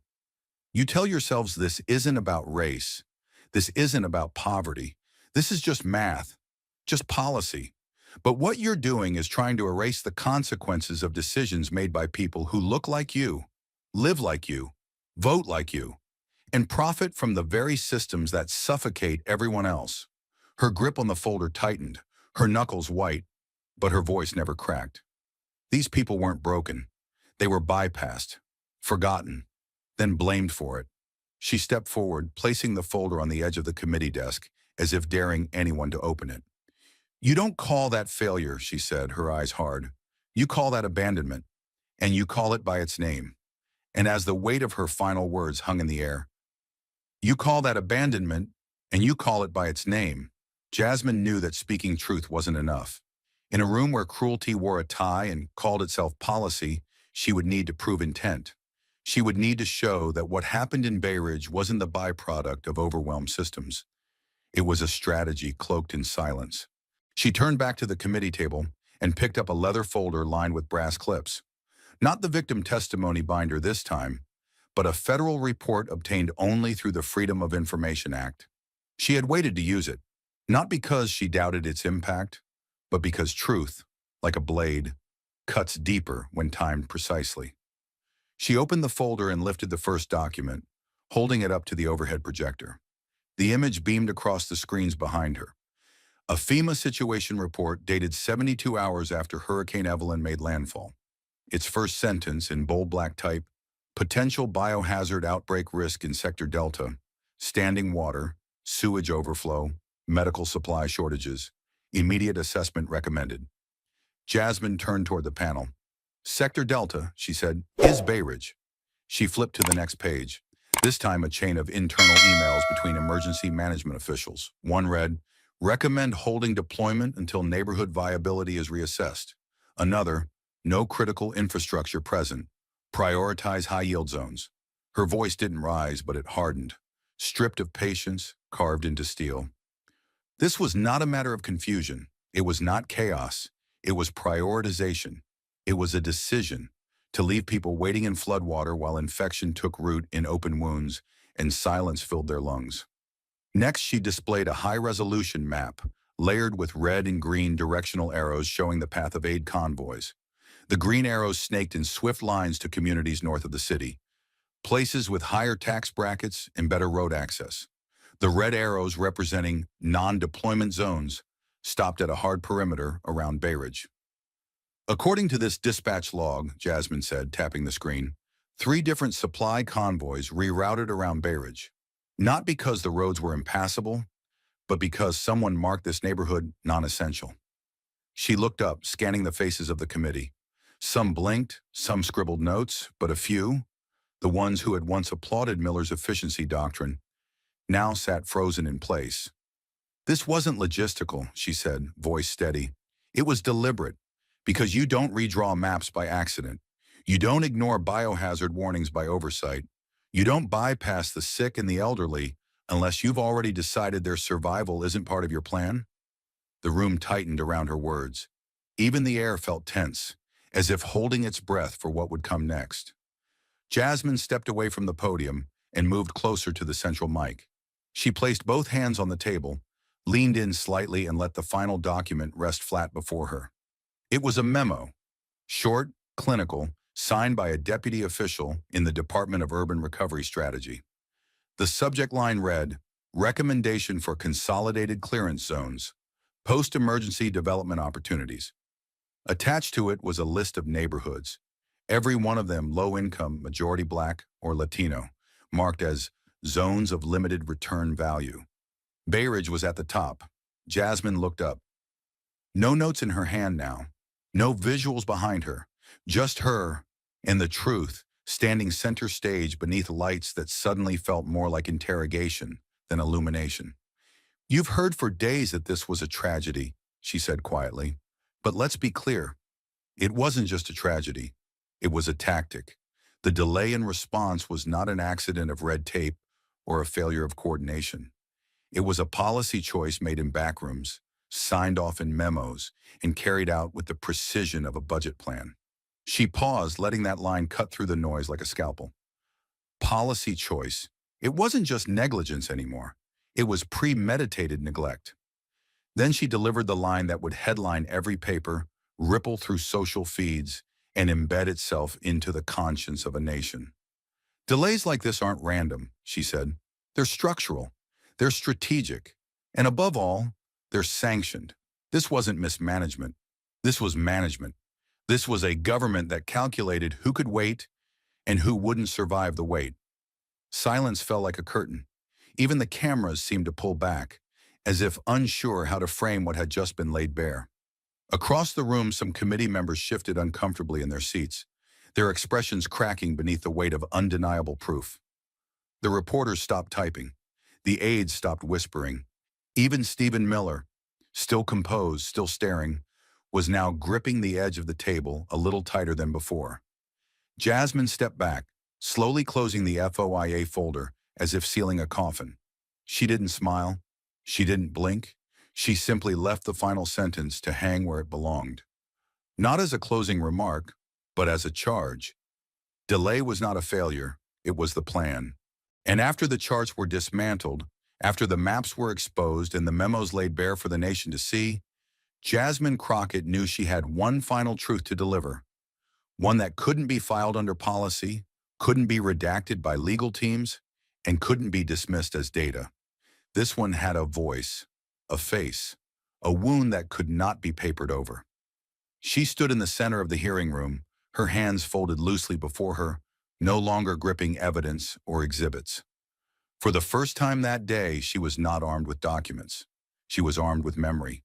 Her voice, though soft, carried with the weight of every moment that had brought them to this reckoning. I want to close today not with a report, she said, but with a story, one I can't forget, and one I don't think any of us should. She looked out toward the gallery, not the committee. Her eyes settled on a space beyond the cameras, as if seeing something invisible but very, very present. I met a boy in Bay Ridge, she began, and the room shifted. The tension sharpened into stillness. He couldn't have been older than 10. His name was Malik. When I found him, he was sitting on the curb outside what used to be a pharmacy, holding a cracked photo frame against his chest. The glass was gone, just a picture of him and his dad fishing at a lake. I'm sure he'll never visit again. She paused, swallowing hard. His father died 2 days after the storm. Not from the wind, not from the flood, from an infection. A cut on his foot got worse. There was no clean water, no medicine, no ambulance. Just waiting, and then silence. There was no sound in the hearing room now. No coughs, no shifting paper. Just the slow inhale of a country listening not to a statistic, but to its own reflection. Malik didn't cry when he told me, Jasmine continued, her voice a fraction more fragile. He just asked a question. Quietly, he looked up at me and said, if my dad had more money, would they have come sooner? Her breath caught in her throat. She looked down, blinking once, twice, then back up. And I didn't know what to say, because every word I could think of would have been a lie. The moment cracked through the room like thunder. It was not rage. It was not drama. It was the weight of a child's truth hanging in a space built for politics and power, and suddenly made too small to hold it. Jasmine stepped forward again, closer to the microphone, but now she spoke not just to the committee, not just to the gallery, but to the nation watching through the screens. Those in shelters, those in classrooms, those in hospitals still waiting for help that hadn't come. Her voice grew firmer now, richer with fire that only sorrow can forge. When a government starts measuring human worth by a tax return, she said, it's not the economy that's broken, it's the conscience. Her words didn't rise. They deepened, each syllable striking like the toll of a bell. She looked directly at Miller then, not with hatred but with something colder. Clarity. You built a system that knows how to count everything, except what truly matters. You counted homes, you counted budgets, you counted votes, but you didn't count the time a boy spent holding his father's hand, waiting for help that your system decided wasn't worth sending. She turned back to the committee, and her final words came low and slow, like a verdict passed not from law, but from history. We cannot rebuild a country on the backs of the forgotten.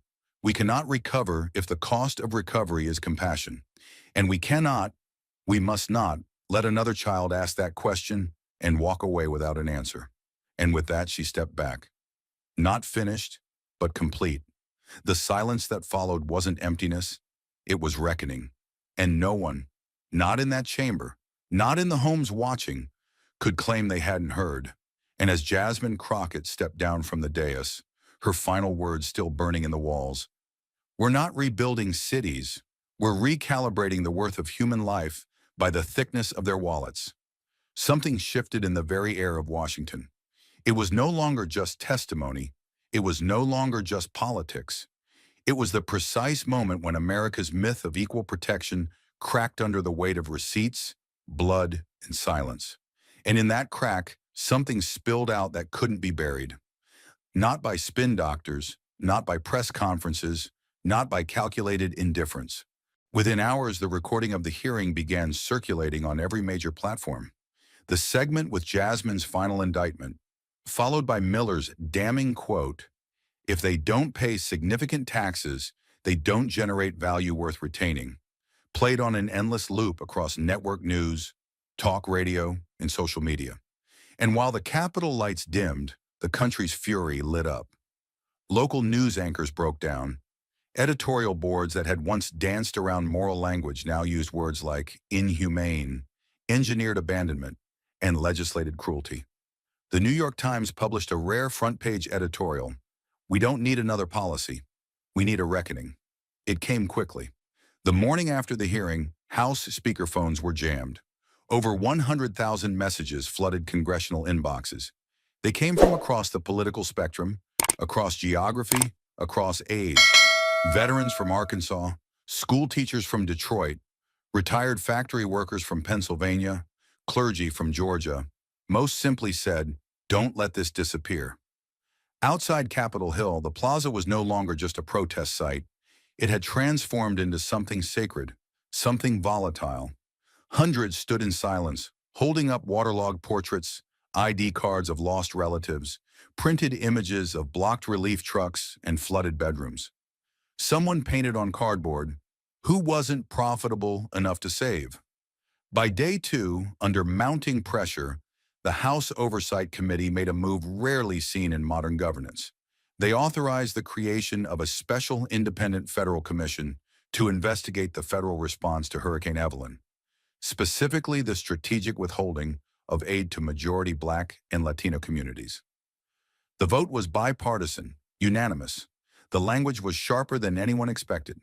The commission was granted full subpoena power, unfettered access to FEMA logs, Department of Homeland Recovery memoranda, and private contractor communications. And it was given authority to compel a second round of testimony from Stephen Miller, this time under oath, under penalty of perjury, and with the entire nation watching. The headline that night was simple: Stephen Miller ordered to return for testimony, no immunity. The ripple turned to a wave. Within 24 hours, 7 more whistleblowers emerged, some anonymous, some no longer afraid. One of them, a FEMA data analyst from Nevada, confirmed that entire zip codes had been flagged for temporary abandonment pending infrastructure evaluation. Another, a logistics contractor, released screenshots of internal message boards where staff jokingly referred to Bay Ridge as the holding pen.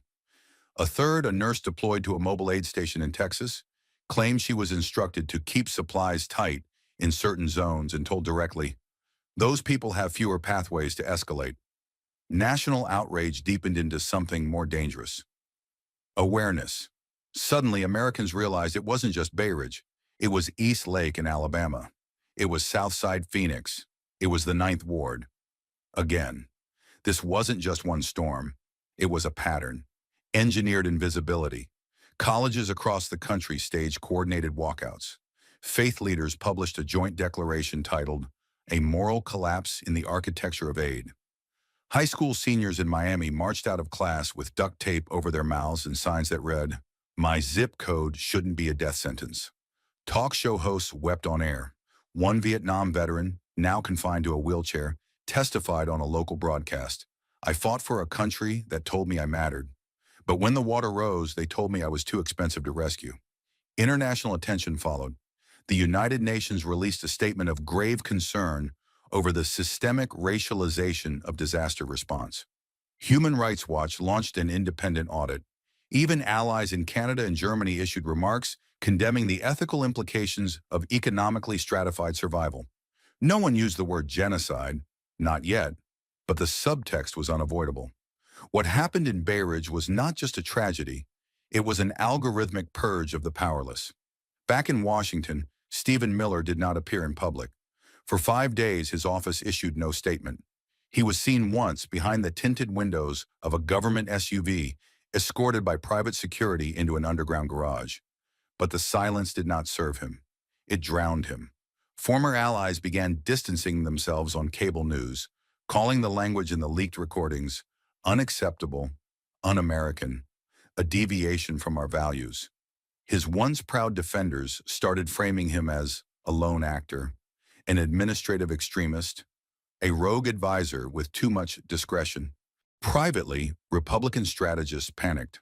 The scandal was metastasizing, threatening to taint unrelated legislation, upcoming midterm races, and campaign donors.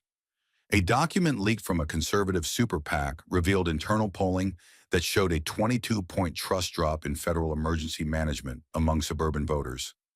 Wealthy districts weren't proud of how they'd been prioritized. They were afraid of being seen, and no one, not even the beneficiaries of the disaster's selective mercy, wanted to be aligned with the logic of human discard. Through all of it, Jasmine Crockett remained strikingly quiet. No late-night interviews, No celebratory podiums.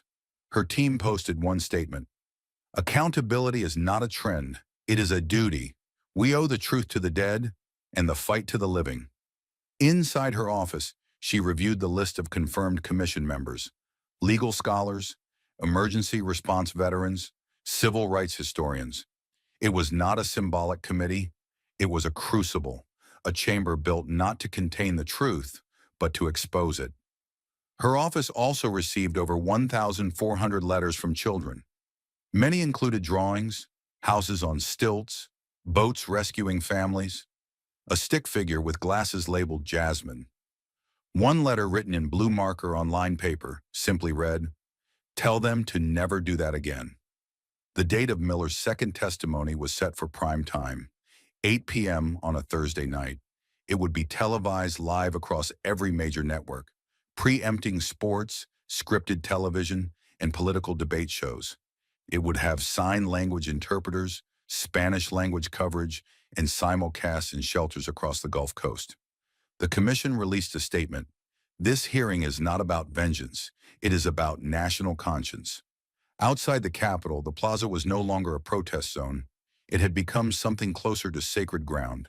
Makeshift memorials dotted the stone steps. Candles, notes, water bottles with red crosses drawn in Sharpie, rain-soaked photos of those who never made it out. Some visitors stood in silence. Others prayed. A child sat with a crayon, coloring the words "We Matter" on cardboard as his mother adjusted his hoodie against the wind. And somewhere inside the Capitol, under guarded hallways and marble floors, Stephen Miller prepared to testify again, not just before a committee, but before a country that had seen past the numbers. A country that had heard the tape, seen the maps, watched the faces. A country that could no longer pretend that indifference was accidental. This time the questions would be sharper, the room colder, the nation less willing to forgive. And above it all, one truth echoed louder than policy, louder than politics, louder than any defense Miller could prepare. This time the reckoning had a name, and it was already knocking at the door. And as the date of Miller's testimony drew near, as the storm inside Washington raged louder than any hurricane that had torn through the Gulf, there was one place that did not wait for justice to be handed down. One place that refused to remain a footnote in someone else's hearing room. Bay Ridge, the forgotten, the flooded, the redlined and rerouted, began to rise, not in brick or steel, but in defiance. They were no longer simply survivors of policy. They were architects of resistance. And the world began to notice.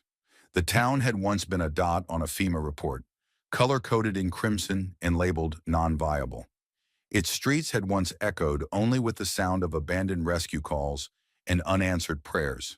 But now they pulsed with movement. Volunteers rebuilding homes from salvaged lumber, artists painting murals on boarded-up storefronts, mothers organizing water distribution from the back of church vans. Journalists who once flew in for 30-second storm clips now returned to document something rare: the birth of a civic awakening. The people of Bay Ridge weren't asking for pity. They weren't even asking for help. They were asking for the country to look them in the eye and see them. What made Bay Ridge extraordinary wasn't the size of its loss, but the clarity of its voice. Residents began hosting community forums under tents lit by generator-powered floodlights.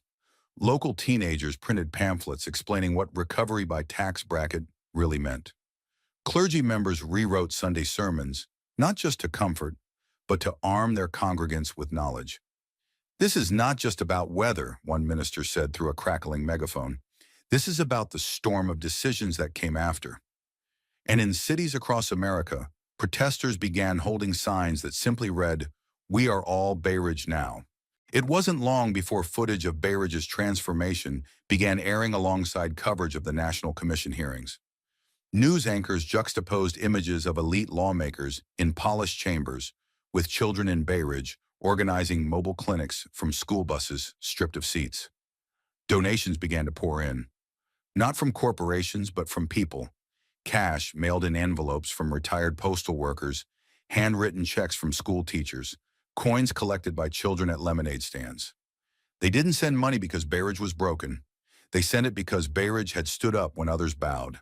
And through all of it, Jasmine Crockett returned, not as a headline, not as a soundbite, but as a witness to something greater than policy, human resilience. She walked the streets again, not escorted by cameras this time, but by neighbors who had once huddled in the dark, waiting for aid that never came. She visited the shelter where she had first met Malik, the boy who lost his father, and asked the question that shook the nation. She sat beside him in silence, holding his hand as he stared at the empty lot where his home once stood. No words, just the steady, unspoken promise of someone who refused to forget. And on a cloudless morning, weeks after the hearings began, but long before the judgment was complete, Jasmine stood once more in Bayridge. This time not in a hearing room, but in the ashes of what had been, in the roots of what was coming. Behind her, the skeletal remains of a school gymnasium where 15 families had once taken shelter in the flood. In front of her, a crowd of hundreds, not just Bayridge residents, but survivors from across the country who had come to stand with them. The ground beneath them was still scarred, the walls still crumbled, but the people were unshakable. She stepped up onto the cracked foundation of the collapsed gym and waited until the crowd fell silent. No microphones, no teleprompters, just her voice, hoarse but resolute. "I've been in rooms where the powerful measure lives in spreadsheets," she began, "where they talk about communities like assets and pain like inconvenience. I've heard them say some neighborhoods aren't worth saving. I've seen them point to maps and call it logic. But what they forgot was you." The crowd stood still, locked in the gravity of every word. "They forgot that communities are not numbers," she said. "They are names. They are histories.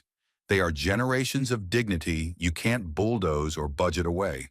They thought you wouldn't speak, that you wouldn't stand, that you wouldn't fight. But Bayridge, you did. You spoke when they erased you. You stood when they dismissed you. And now the whole country is watching because you made them see what they tried so hard to ignore." She paused, and in the silence that followed, a single bird called from a collapsed tree. The breeze tugged gently at her coat. Then, with eyes scanning the crowd, from elders in wheelchairs to children holding candles made from melted wax in plastic cups, Jasmine delivered the final words that would echo beyond the borders of this town, into textbooks and courtrooms and every neighborhood that had ever been left behind. "We will not rebuild Bayridge with concrete alone," she said, voice ringing across the lot. "We will rebuild it with justice. Because bricks can fall, roads can flood, but dignity endures when the world finally chooses to see." The crowd erupted, not in cheers, but in something more powerful. Silence held in shared understanding, then rising moment by moment into applause, not for survival, but for refusal. Refusal to disappear. Refusal to be priced, ranked, or redlined. Refusal to accept that mercy is something earned only by wealth. And as Jasmine stepped down from the rubble and into the people, as the sun climbed higher over the ruins, Bayridge no longer looked like a city that had been failed. It looked like the place where failure ended, not because it was spared, but because it dared to speak. And as Bayridge's ragged applause melted into quiet resolve, the moment's raw electricity begged a single question. What lesson remains after the floodlights dim and the world's attention drifts elsewhere? The first truth Bayridge carved into the nation's conscience was savage in its simplicity. Disaster relief that discriminates by tax bracket is not mismanagement, but sanctioned abandonment. A revelation that shattered the polite fiction of neutral bureaucracy and exposed the dangerous arithmetic hiding beneath the phrase cost-benefit. It taught every mayor, banker, and budget director that the instant human life is reduced to a line item, democracy fractures at its moral seams. Malik's unanswered question, whether a richer father would have been saved, echoed in living rooms and city halls, forcing comfortable audiences to feel the sting of a calculus that deems poverty an acceptable casualty. Jasmine saw with excruciating clarity that silence is the dirt where injustice flowers. Once that soil is tilled with testimony and evidence, complacency can no longer hide behind ignorance. Bayridge showed that the first casualty of selective rescue is trust, and when trust dies, No levy of propaganda can hold back the flood of disillusionment surging in its wake. In classrooms, teachers replayed footage of the hearings to illustrate civics, but what the students actually studied was moral physics. The way indifference exerts crushing pressure on the lives least able to bear it.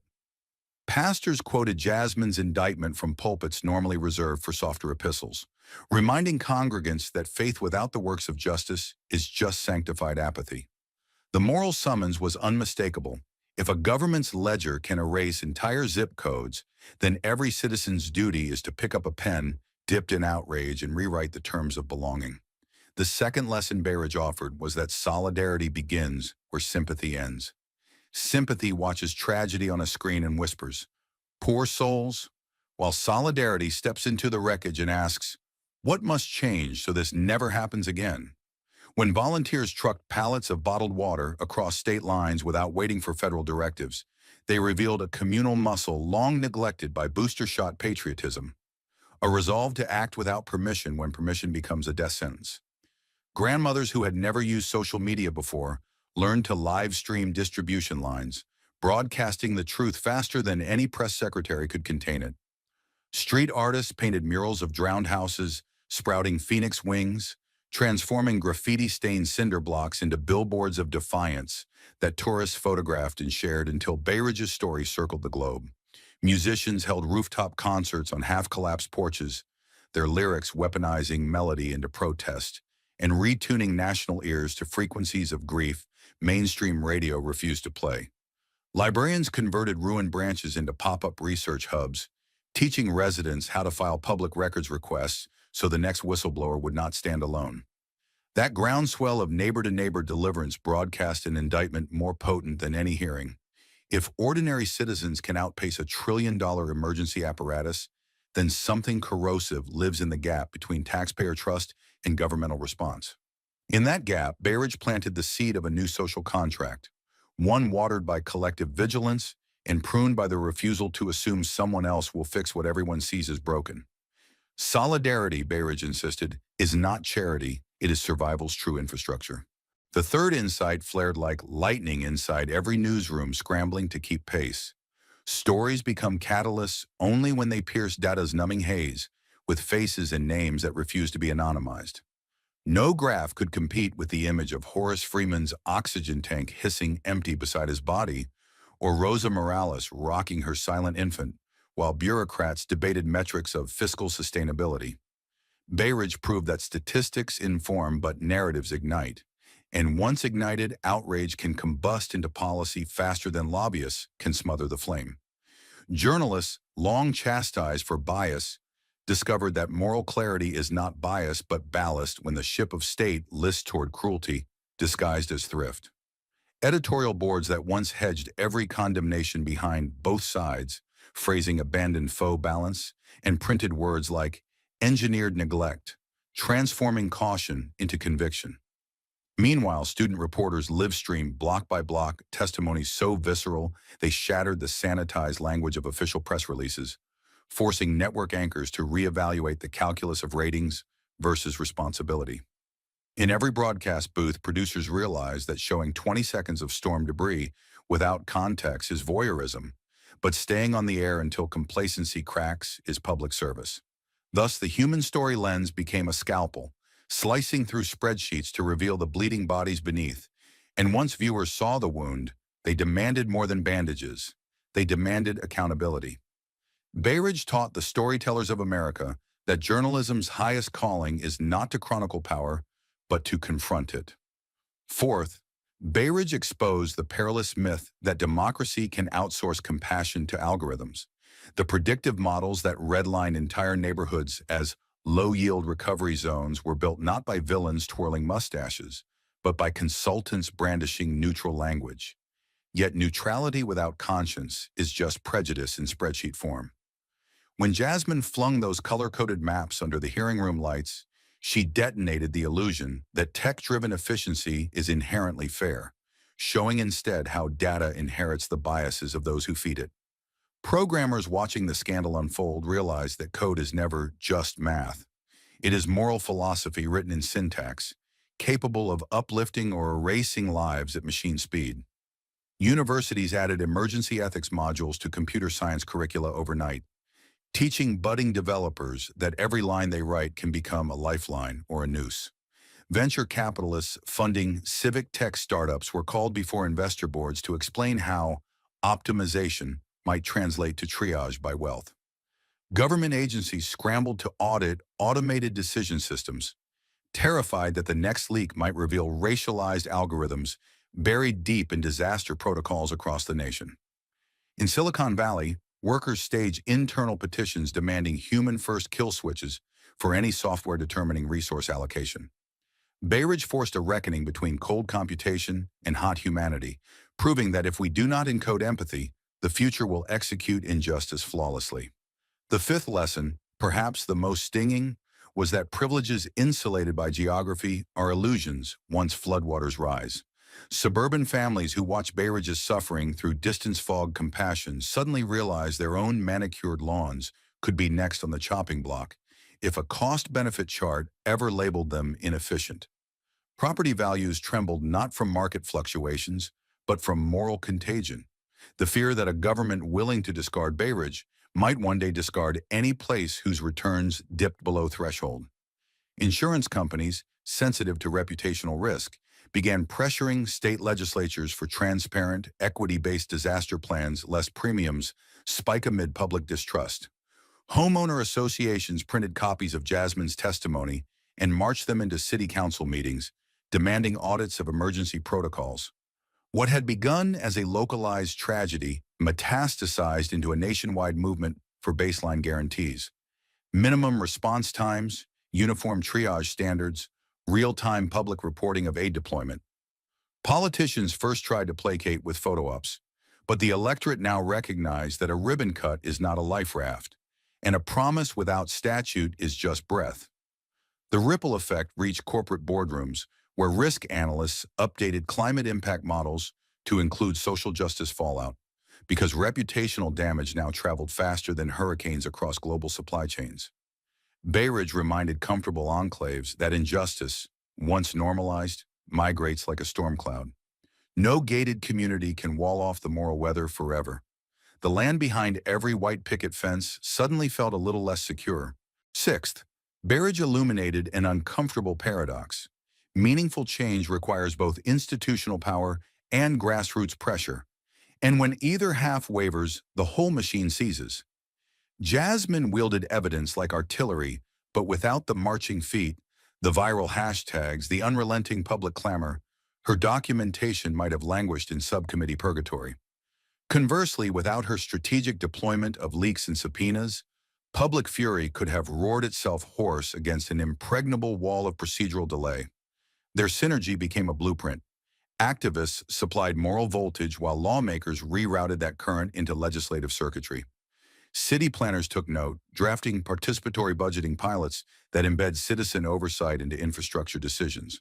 Nonprofits mined Bay Ridge's model to develop crisis co-ops, networks ready to mobilize resources and political pressure within hours of future catastrophes.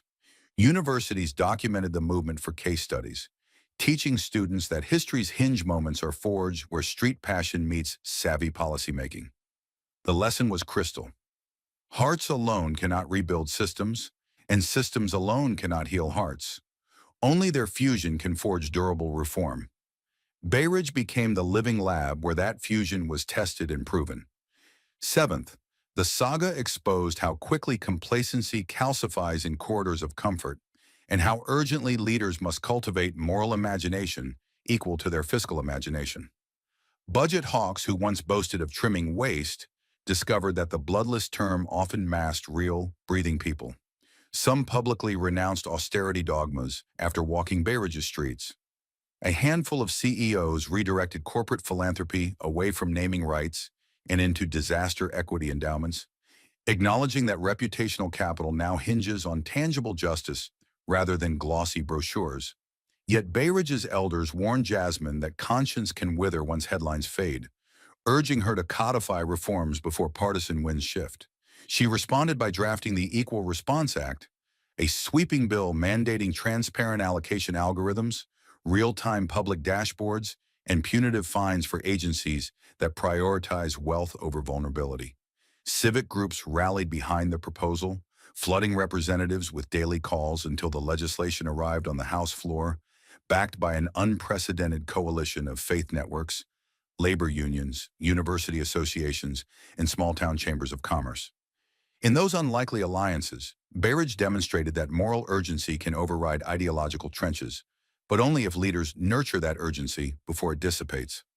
Thank you for watching until this moment and for standing with us on this journey for justice. Your support means everything. Like, subscribe, and turn on notifications so you never miss what's next. And we'd love to hear your thoughts.